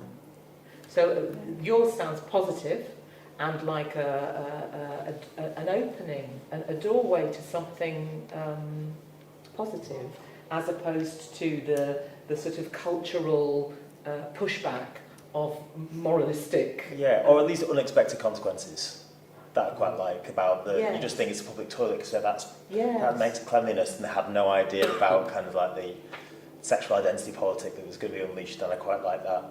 Nice. So between you, just come up with one character each that will interact in this toilet. Just a loose, there can be anything. Give a start of something. You start. Guy from Ireland. A guy from Ireland. Because I'm just looking at 10. A working person or working labourer from Ireland. A labourer who's come... Economic migrant. So who's here, who's worked for work? Yeah. Right, excellent. Buff. Other ladies like him. He cuts canals. He cuts canals? Yeah. So 20s, are we talking in his 20s maybe? Maybe younger, older? Yeah, maybe late 20s. Late 20s, Yeah. Buff, Irish, Yeah. working, cutting sounds canals. good. Okay, we're in Greenland. Who does he meet in this public toilet? I think that's Romeo and Juliet. So he meets someone from East London who's kind of like a proper Londoner, who's feeling the pressure of this new community coming in, of this new Irish community. So racist, feeling, a racist East End Londoner who, what does he do as a job? Is he middle class? Is he working class? Is he upper class? I think let's make him working class. Okay.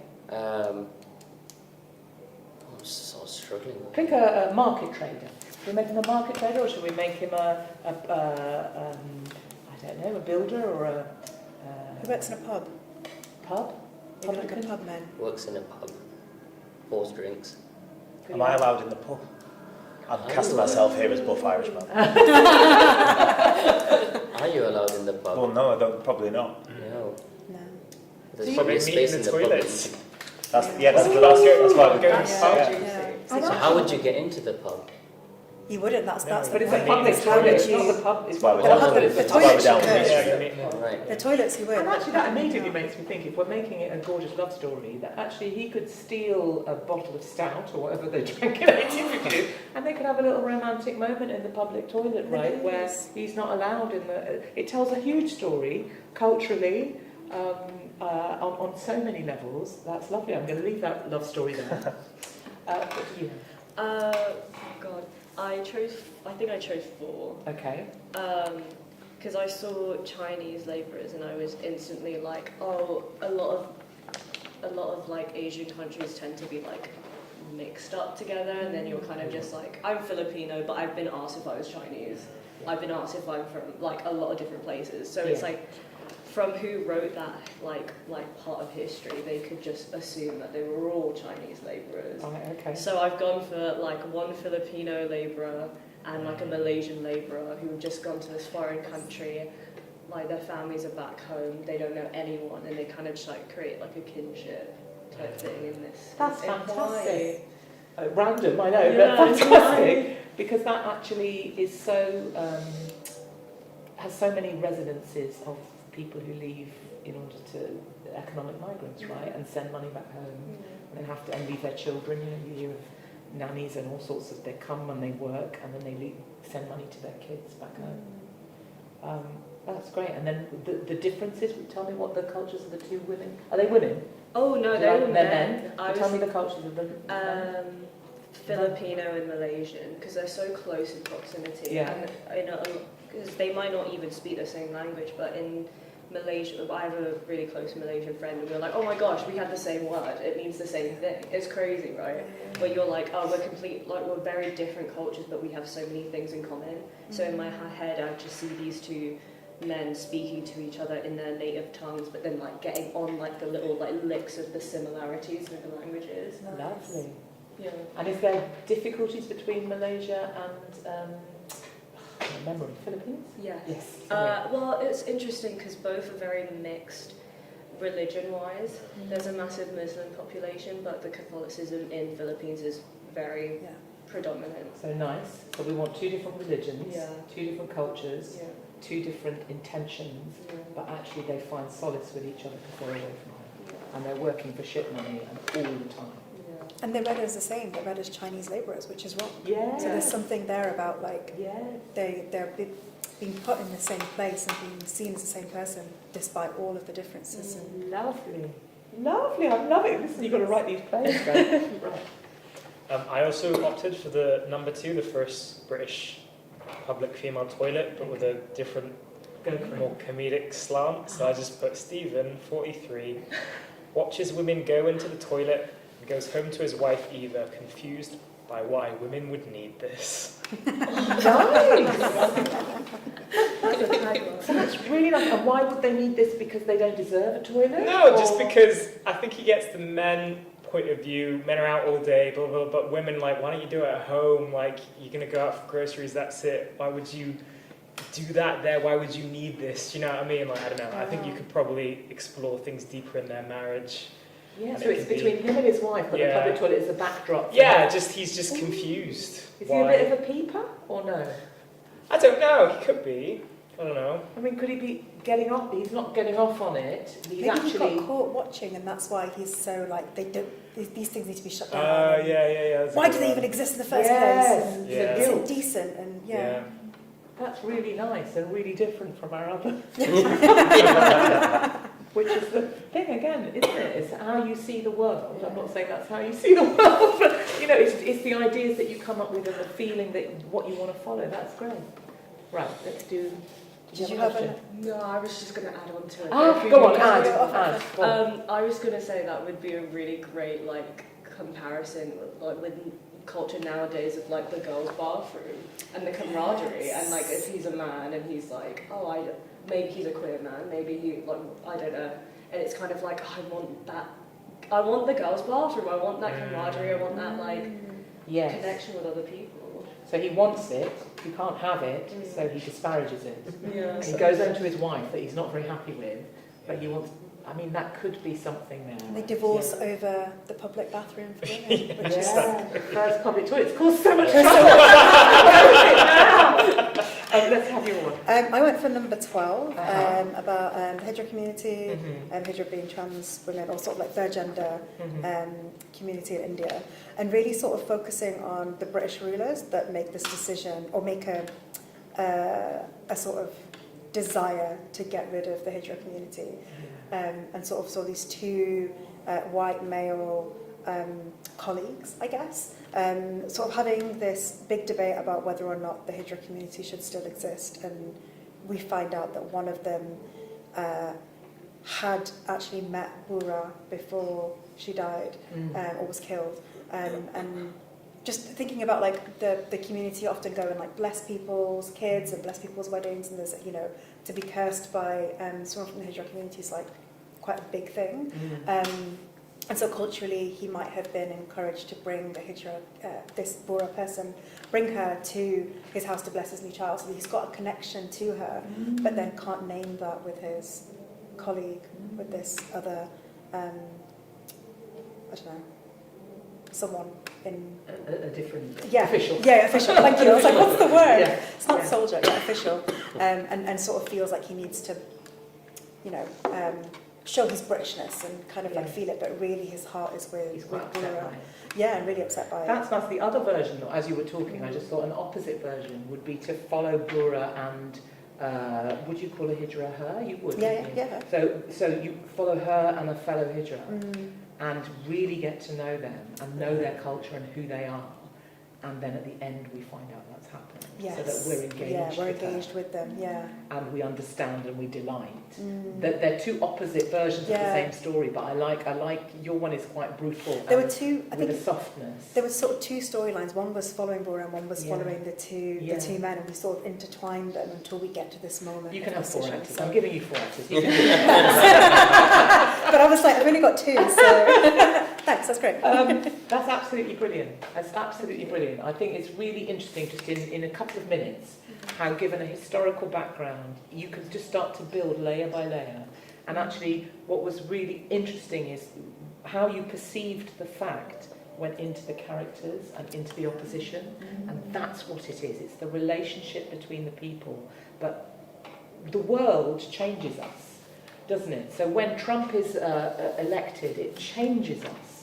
When Starmer is elected, it changes us. When refugees die in the sea, it changes us. Even if we ignore it, it changes us. Like ignoring changes us. So everything that is happening in the outside world of a normal play anyway that you imagine, if it's historical, you take the storms and the crises and the difficulties and the funny bits and what's in the theatre and who's saying what and what's fake, what's popular, and it will change your characters. And it's the relationship between the actors, the characters, with that as a worldview that is your play. Brilliant. Right, we're going to take a 5-minute break. I'm sorry, I'm talking my head off. This is the last bit of it already. So the 5-minute break, there's one task. It's a single line, you'd be glad to know. It's one single line. And it's one task, but we're just going to build a story together when we come back in 5 minutes. And after that, we'll have a quick cue, just like a chat, really. Any questions or any things you want to sort of state. And we should finish in about sort of, I don't know, 8:15, 8:25, that sort of time. So 5 minutes, we'll see you in a minute.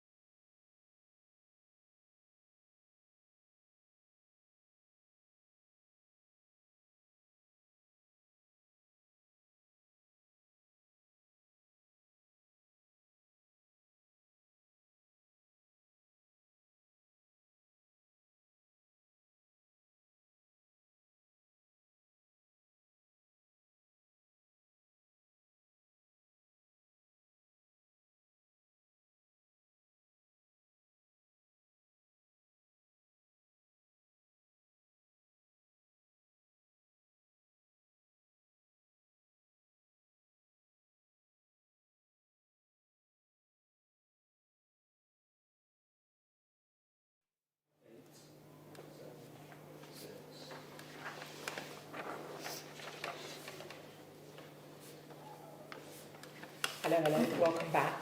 I was made aware that I am a writer, but I didn't write this statement very well, because it wasn't personal facts, it was facts of the world, you know, news, celebrity, gossip, that sort of thing. But not gossip, things that are true, that have happened. Anyway, these guys know that, so we're going to go round and hear. If you've got 5 facts, marvellous. If you've got less, don't worry. But would you start and just tell us what you've got? 1, there's only 2 Pontins holiday camps remaining. 2, the lettuce beat Liz Truss. 3, Bolton, where I was born, last year had the highest increases in house prices. 4, Section 28 was repealed in 2003 in England and Wales. And the Bruntwood Prize for Playwriting celebrates its 20th year running. Brilliant. Randomly, somebody pick one of those facts that we want to keep. The lettuce, Liz Truss. Lettuce beats Liz Truss. Lovely. Right, next.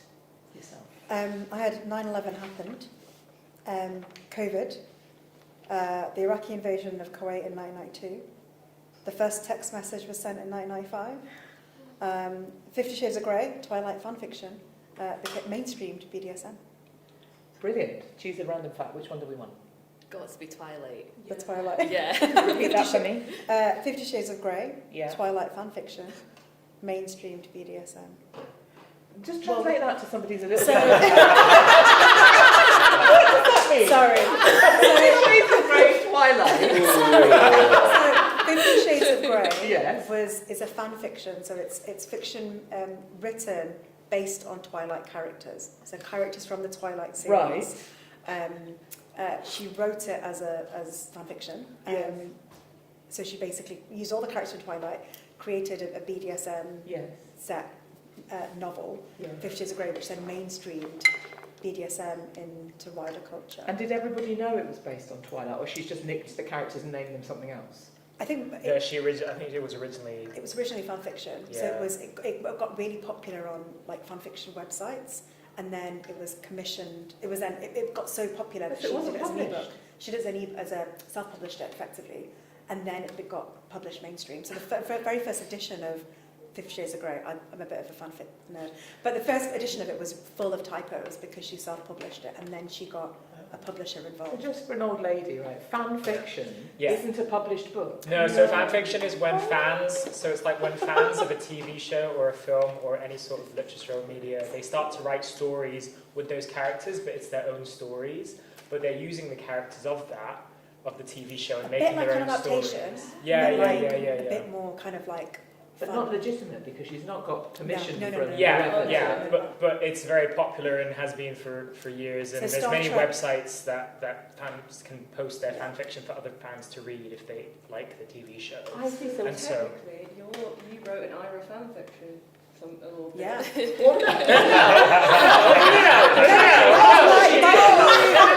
Years of research, you wrote fanfiction. I would argue no, because she didn't base it on an existing TV show. She made her own. But if someone else used Ira based on that play According and to wrote, Wattpad, and wrote their own, According to Wattpad, it would be fan fiction because Wattpad do fan fiction on One Direction. Okay, So- I'm going sorry. to put you back because you're going into a parallel universe that I can't follow. I haven't got my oxygen mask.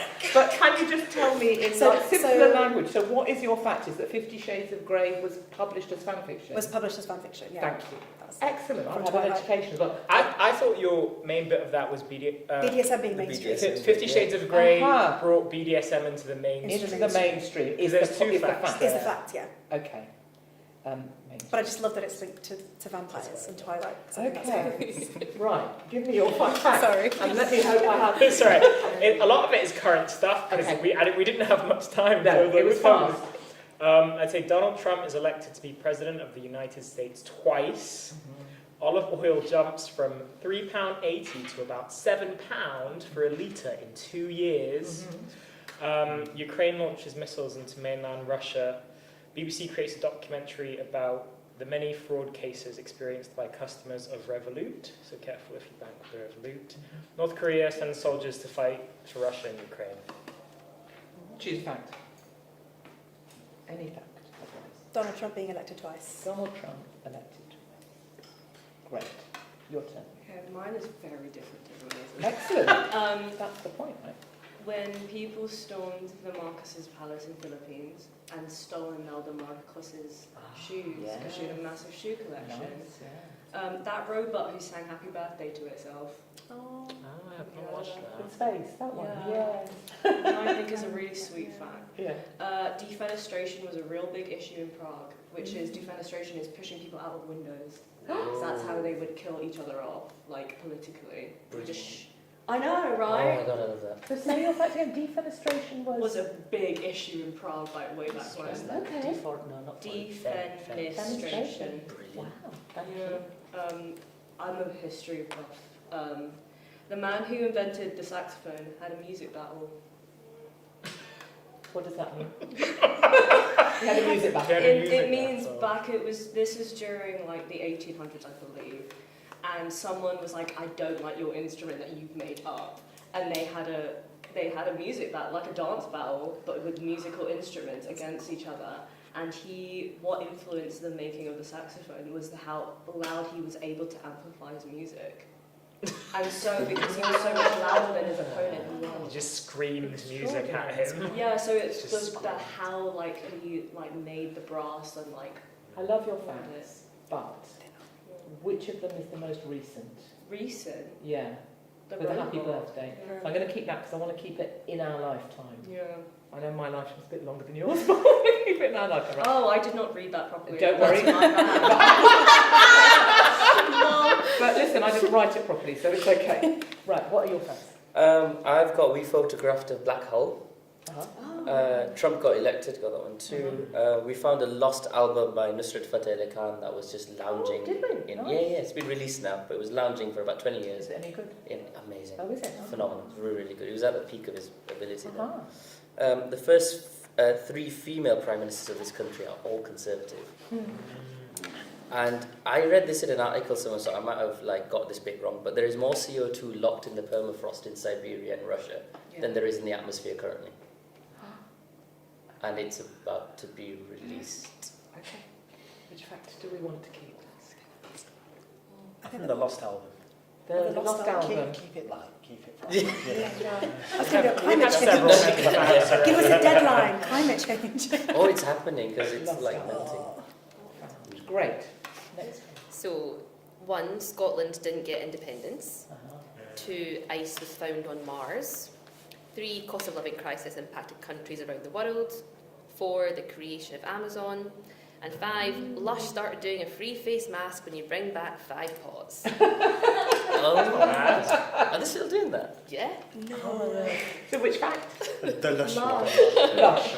Lush started giving you free what? A free face mask when you bring back 5 pots. I think it's still 5. Yeah. Pots of lights. I think Face anything. mask. Any pots? Oh, is that it you any use? pot? I Yeah, thought it was yeah, just face anything. mask pot. No, anything. Any Lush product. Great. Last 5. In the US, they don't say the word petrol. In 2012, Red Velvet went on stage. Yesterday, the mobile signal in Pakistan was a bit limited because they were trying to control the protest, I think. Elon Musk retweeted a petition for a general election in Britain. And finally, cucumber is mostly made of water. That was a great fact. That's a nice fact. Okay. Can we use one of the more political ones? What would you choose? Of those? The phone connection. Yeah. Phone connection Pakistan in connection. Pakistan was Pakistan. limited. Yeah. Great. It's only because we haven't got too long, but anyway, limited because of The protest linked Protest. to Imran Khan, I think. So it's governments, basically. Yeah. No Wi-Fi for you. Okay, these are the facts that we've got. Right? This is the background that we're going to base this next little 10-minute thing on. Lettuce beats Liz Truss. 50 Shades of Grey fan fiction brings BDSM into the mainstream. Donald Trump is elected twice. Happy Birthday sung by a robot. Nusrat Ali Fateh Khan, his lost album is found after 20 years. Lush started giving free face masks for 5 pots. It's not that political, but we'll keep it. And phone connection in Pakistan is limited because of protests. So I'm going to give you a policeman or woman and either a rioter or a protester. And they are going to meet, for some reason, against this backdrop. It's quite a diverse backdrop, I must say. It's a diverse backdrop. So we might not be able to use all of it, but any ideas, we're not making a playwright, we're just riffing ideas. We've got a police person and either a rioter or a protester. Give us a setting. So does it need to incorporate all of? No. All of. No. We'll have a look. We're starting. I'll read them again. Lettuce beats Liz Truss. So, yeah. 50 Shades of Grey fan fiction brings BDSM into the mainstream. Donald Trump elected twice. So we've got 2. We'll call them leaders, Liz Truss and Donald Trump. We've got Happy Birthday in Space. So we've got space. We've got some art in the 50, well, if we call it that. 50, do you call it art? Yeah. 50 Shades of Grey. We've got storytelling. We've got art with Nusrat Ali Fateh Khan and his album that was lost and has been found. We've got Lush and the face masks and the pots. So that's a bit of climate and recycling effort. Don't know if it's real, but it's effort. And we've got phone connection in Pakistan limited because of protests. What if they're both hiding in Lush for various reasons? The policeman and the rioter or the protester? And the protester are both hiding. Should we call them a protester or a riot? Yes. Let's call them a protester. Right. The policeman would call them a rioter, but we'll call them a protester. The protester. And do we want a policeman or a policewoman? Policewoman. Policewoman. Policewoman. And do we want a male protester or a female protester or a non-binary protester? I think let's go male protester. Male? Okay, so we've got hiding in Lush. Why? It's the protester hiding in Lush. They're both hiding. I think they're both hiding in Lush for Is some this reason. taking place during a protest? Maybe. I don't know. Because I just thought that they might have been off-duty policewomen, but that might be hard. What if the policewoman has seen someone that she knows from a BDSM club, and so she's hiding in Lush to get away from this person, and then sees the protester is hiding for different reasons. I don't know why yet. So the policewoman is embarrassed Yeah. that she might be exposed because of BDSM club, and that's why she's hiding. And why is the protester there? Is this an active protester? Are they about to protest something? Are they in the Maybe middle they're of protesting something? Maybe the protesters protesting that their 5 cups actually count as 5 cups. And like the people in the shop are like, no, that's 4. Oh, and That's they're like, far this too is a stupid. cup. This is a cup, and they're like, that's not a cup type deal. Yeah, it's just like the rule is this. And the police would just say, oh, is that far too simple? No, explain that a bit more. So the protesters brought in 5 things, and they're saying that's not 5, that's 4. Yes. So actually, it's not like there's a big riot going on outside. The protester is protesting that they have brought in 5 But cups. they are adhering to the policy. The policy. And the Lush people are saying that's not policy. Oh, I it doesn't got you. count. It's Yeah. like I not like all of that. those cups are like Yeah. 100 millilitres. Like that one's I 75. like that. Yeah. So there's not sort of craziness happening outside. They come So in are with they a... protesting Lush? Are they chaining themselves to the inside tell. of Lush until Lush gives them a free face free mask? face. Well, they- Oh, and Causing they'd be... Go on. so you go. I was going to say they'd make it on the evening news, except the lettuce has just beat Liz Truss. so now that's the the protest main is really story. annoyed that Liz Truss is taking his spotlight away from his massive protest against Lush. So is the protester an ecology freak person who wants to help save the world, or a self-promoter who wants to get on the news? I think it's a Karen who's just like, this is the Yeah. policy. Yeah. This is the policy. Yeah, I'm So- following the policy. So our protester is a male Karen, Yeah. and It's a male Karen. Karan, an Indian Karan. guy called Karan. Karen. That's our male Karen. There we so- go. We've got diversity in this play already. Absolutely. Karen, how would we spell that? Karen? Yeah, With an R. A-A-R, yeah. Yes, sir, yeah. Nice. So we've got Karen. And then we've got this policewoman who is dodging whoever was in the club outside. No, I'm guessing she saw, if this is Arundel, for example, she saw the person, not in the club, but are you saying they're both in the club, but she's seen them outside? She's seen them now outside and she's like, I embarrassed. don't want, oh my can't god, see no, them. I can't do this. I'm in my uniform. Oh, so she is I on need duty. to- she's on duty. Oh, I And then there's see. something And about then her she being rushes on into duty. Lush and she sees this protester Chain themselves. chain themselves to a cabinet because they're not getting a free face mask. Was Donald Trump in power when Liz Truss? No, it was Biden. No. It was Biden. Was it Biden? It was Biden. Yeah. But Trump could be saying he's going to come back, Mm. right? So we could get Trump on the news. Liz Truss is, yeah, okay. So maybe, That's maybe, good yeah, point. maybe there's something like, oh, it's a slow news day because Trump again is talking about wanting to Trump elect himself. again. And so he's like, this is the perfect day for me to protest because it's a slow news day. And then bam, the Let Us beats Liz Truss. And all of his hard work to get on the news and protest is gone. But then what's the protester doing to get on the news? Because they're just in Lush. What's the other fact that we've got? Nusafat the other cards last Yeah, and then we've got Happy Birthday by a Robot. You need to make a And significant phone amount of connection noise. in Pakistan. I feel like you need to make a significant amount of noise Corinne, if you're protesting. Could be Pakistan. It could be Pakistani, yeah, we can make him Pakistani, yeah. So I'm going to draw this wonderful story to an end. What's really interesting though is how you can make something out of these sort of. I mean, this is not history, right? This is recent stuff, but you can put it together. But what is missing is the hook. So we've got these random facts, and it's fun to tell a story, and it's fun to sort of get all the different elements of our backgrounds feeding the story. That's what's really interesting.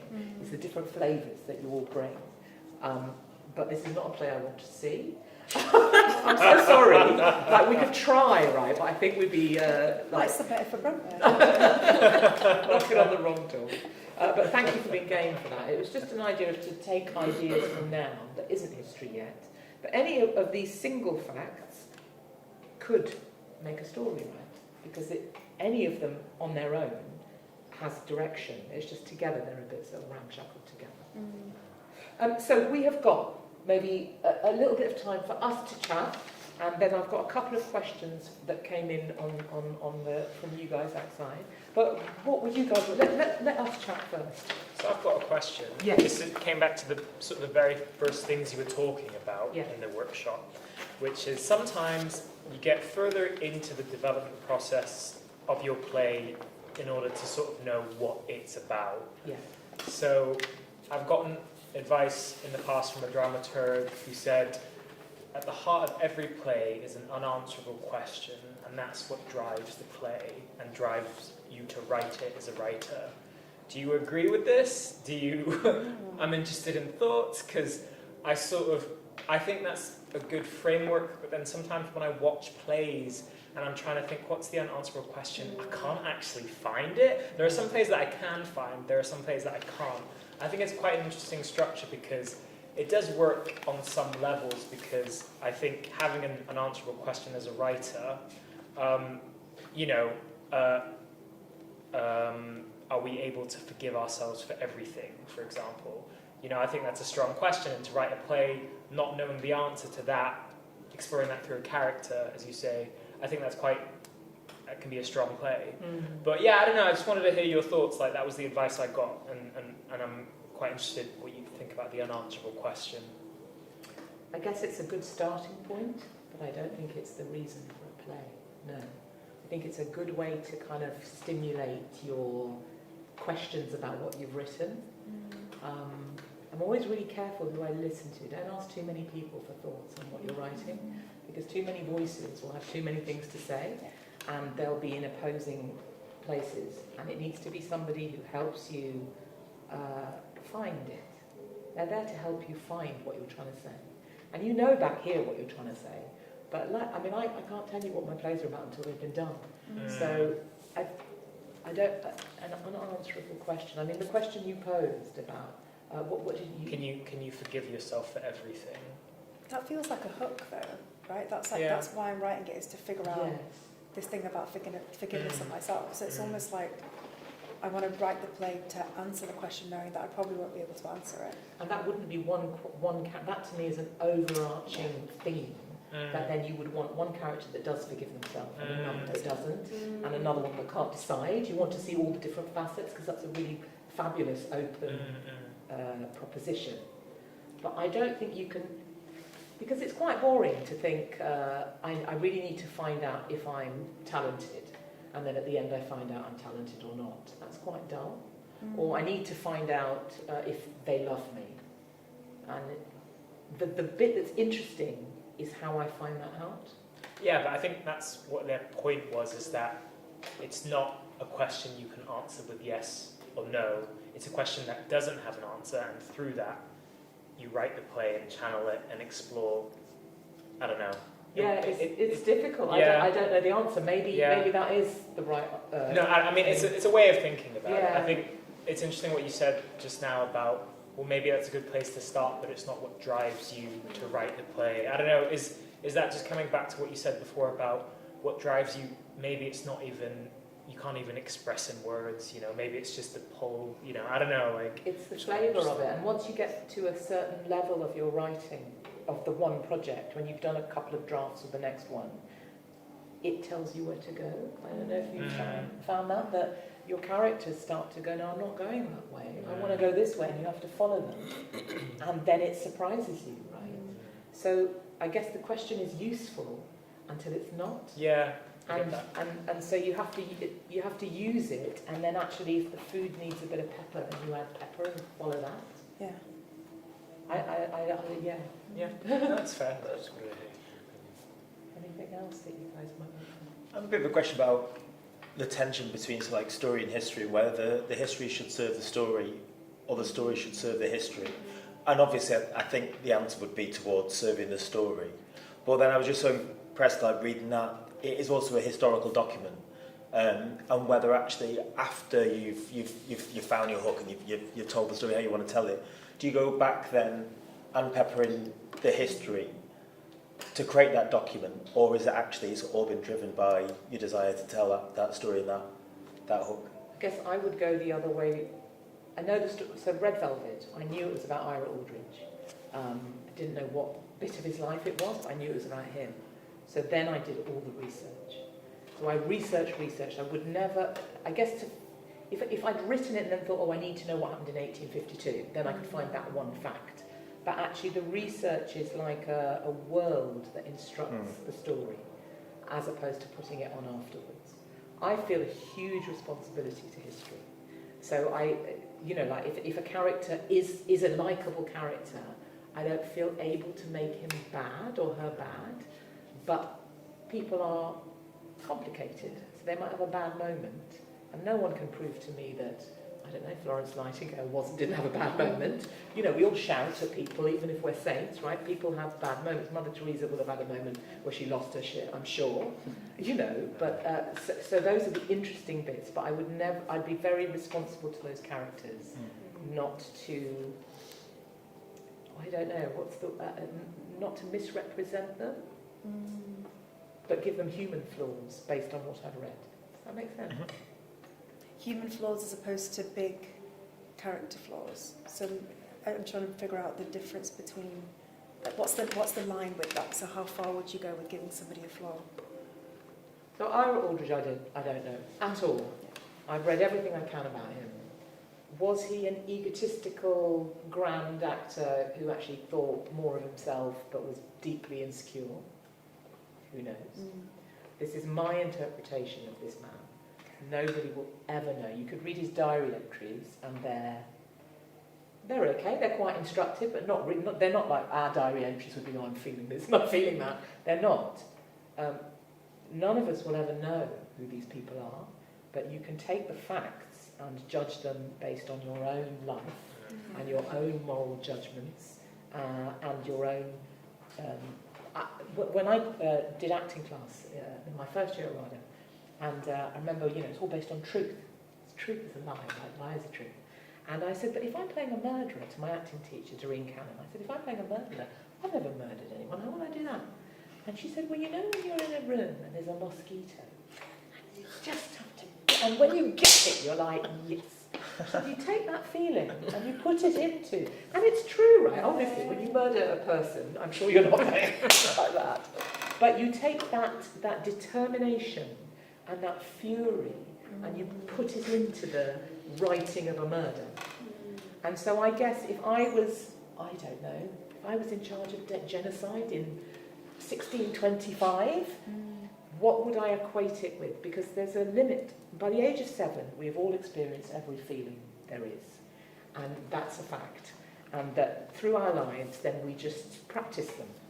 We practice them and it gets subtler and subtler, you know, so that we have more understanding of what sadness and happiness and all the other bits in between are.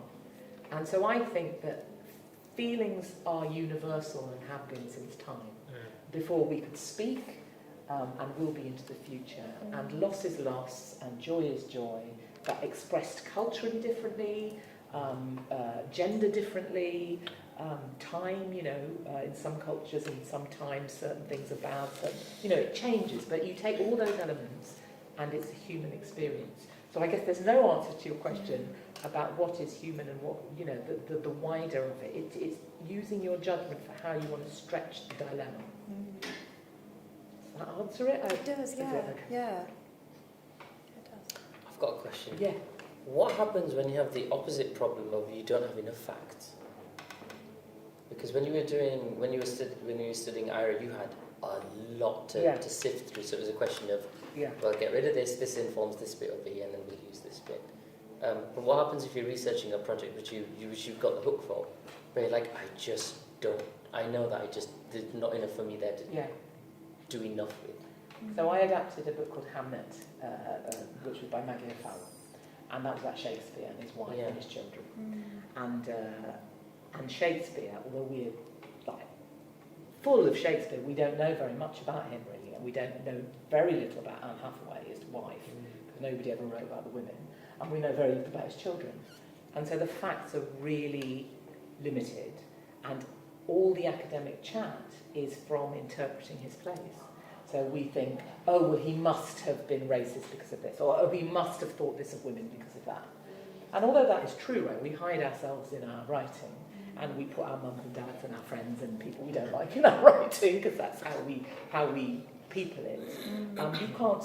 Nobody could look at Ira and say, "Red Velvet Girl, that's your mum." Nobody. I'm the only person who knows that. So how do you interpret Shakespeare?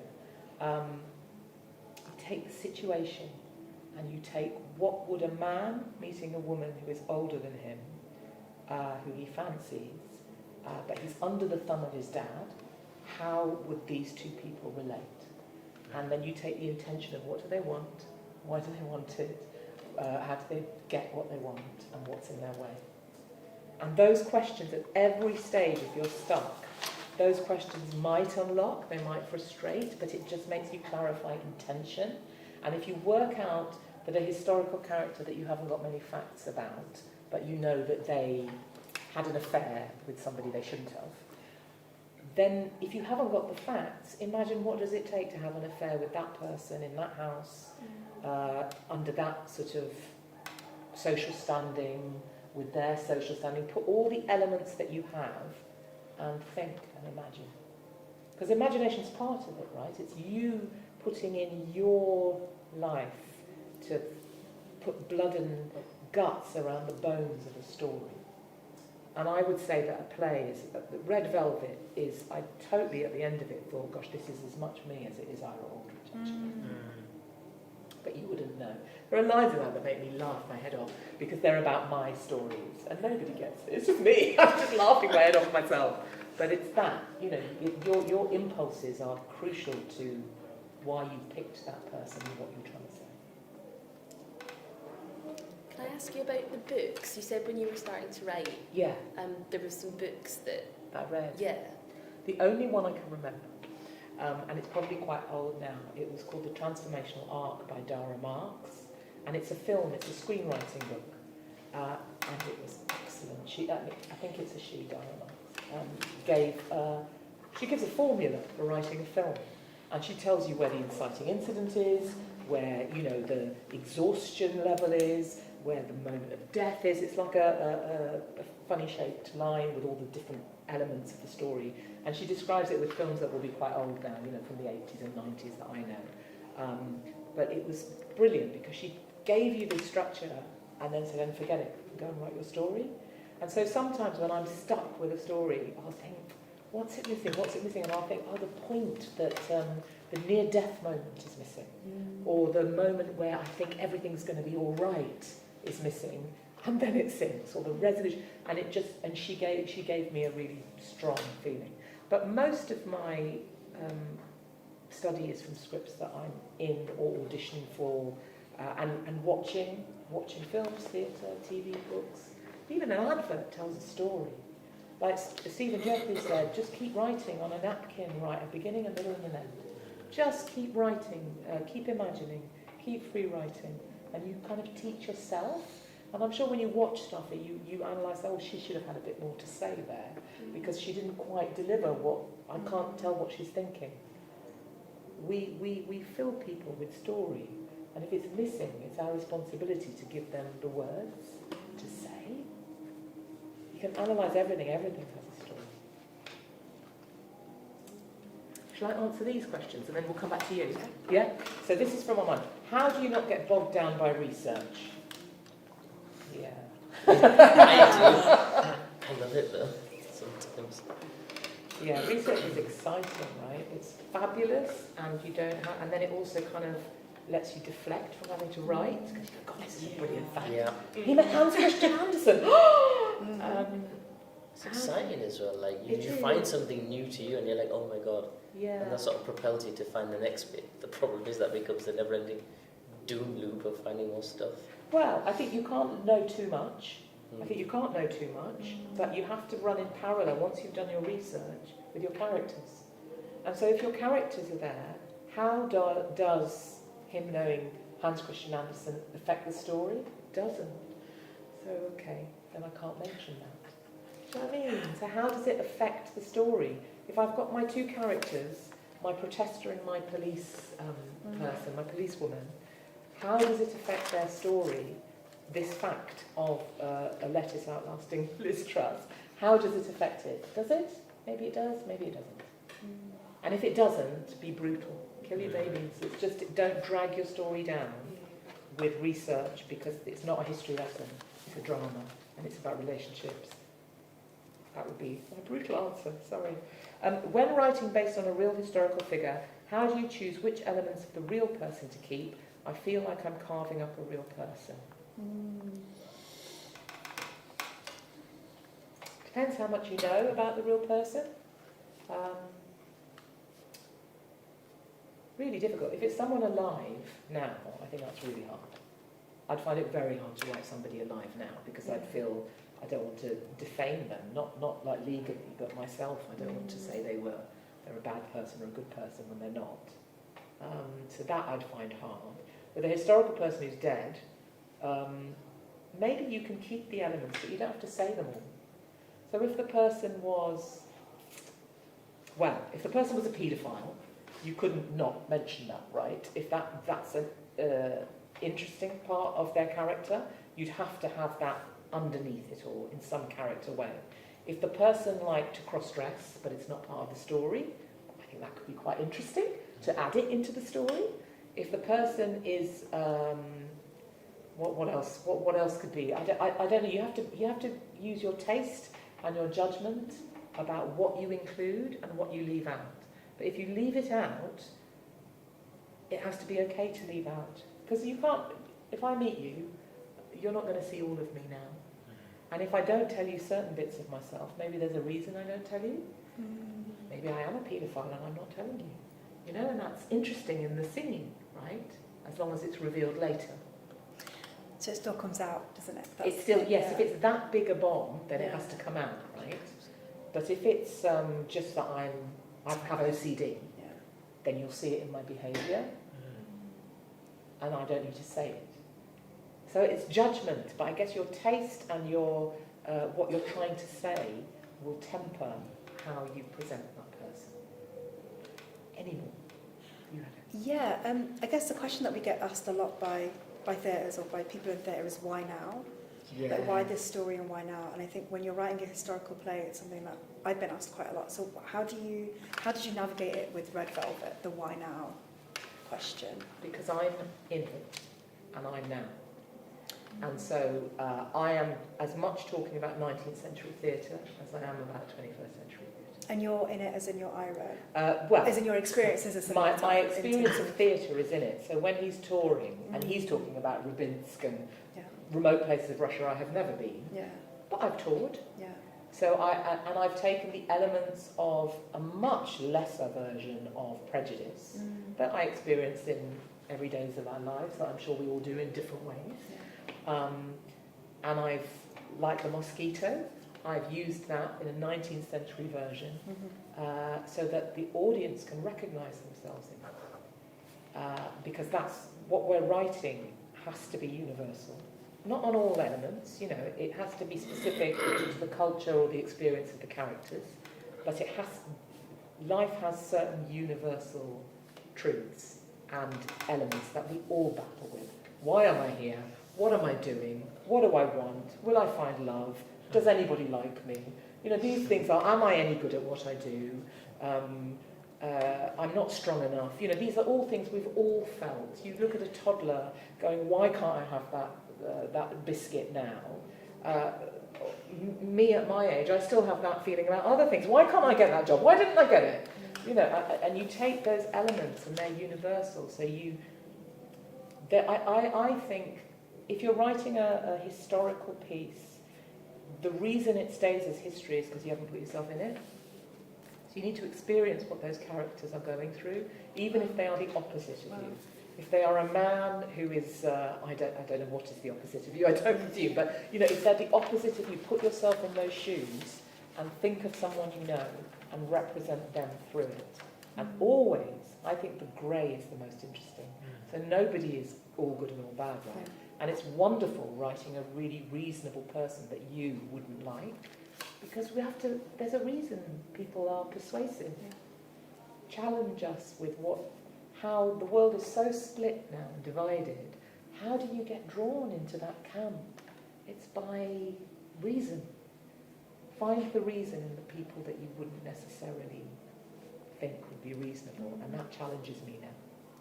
Does that make sense? Yeah, it does. One more question and then I think we should stop. It's not writing related, but I'm very intrigued. Does Ira Aldridge have living descendants, and do you think they have seen York? I met one of them in New York. Crazy. What was that like? It was not. I mean, you know, I think she was I can't remember what she was. She was a great niece or something. I did try to find them. Yeah, I tried to find them because he had a son who went to Australia and died in a consumptive state, and he had children, but they all died. He had a sister that wasn't actually in the biography, but was there somewhere in America, and I think it might be her descendants. He had a brother who I can't remember if he had children, and his own children didn't. I don't think they had children. So I did try to find them, because there's the responsibility. I'm telling somebody's life. I mustn't steal your history and do ill by you. Yeah. Thank you guys for staying awake and engaged, and thank you for watching us, and I hope it's been helpful, and again, it is my process, so you will have a different process, you'll all have a different process, but hopefully it's always interesting to hear somebody else's version. Thank you very much, and good night.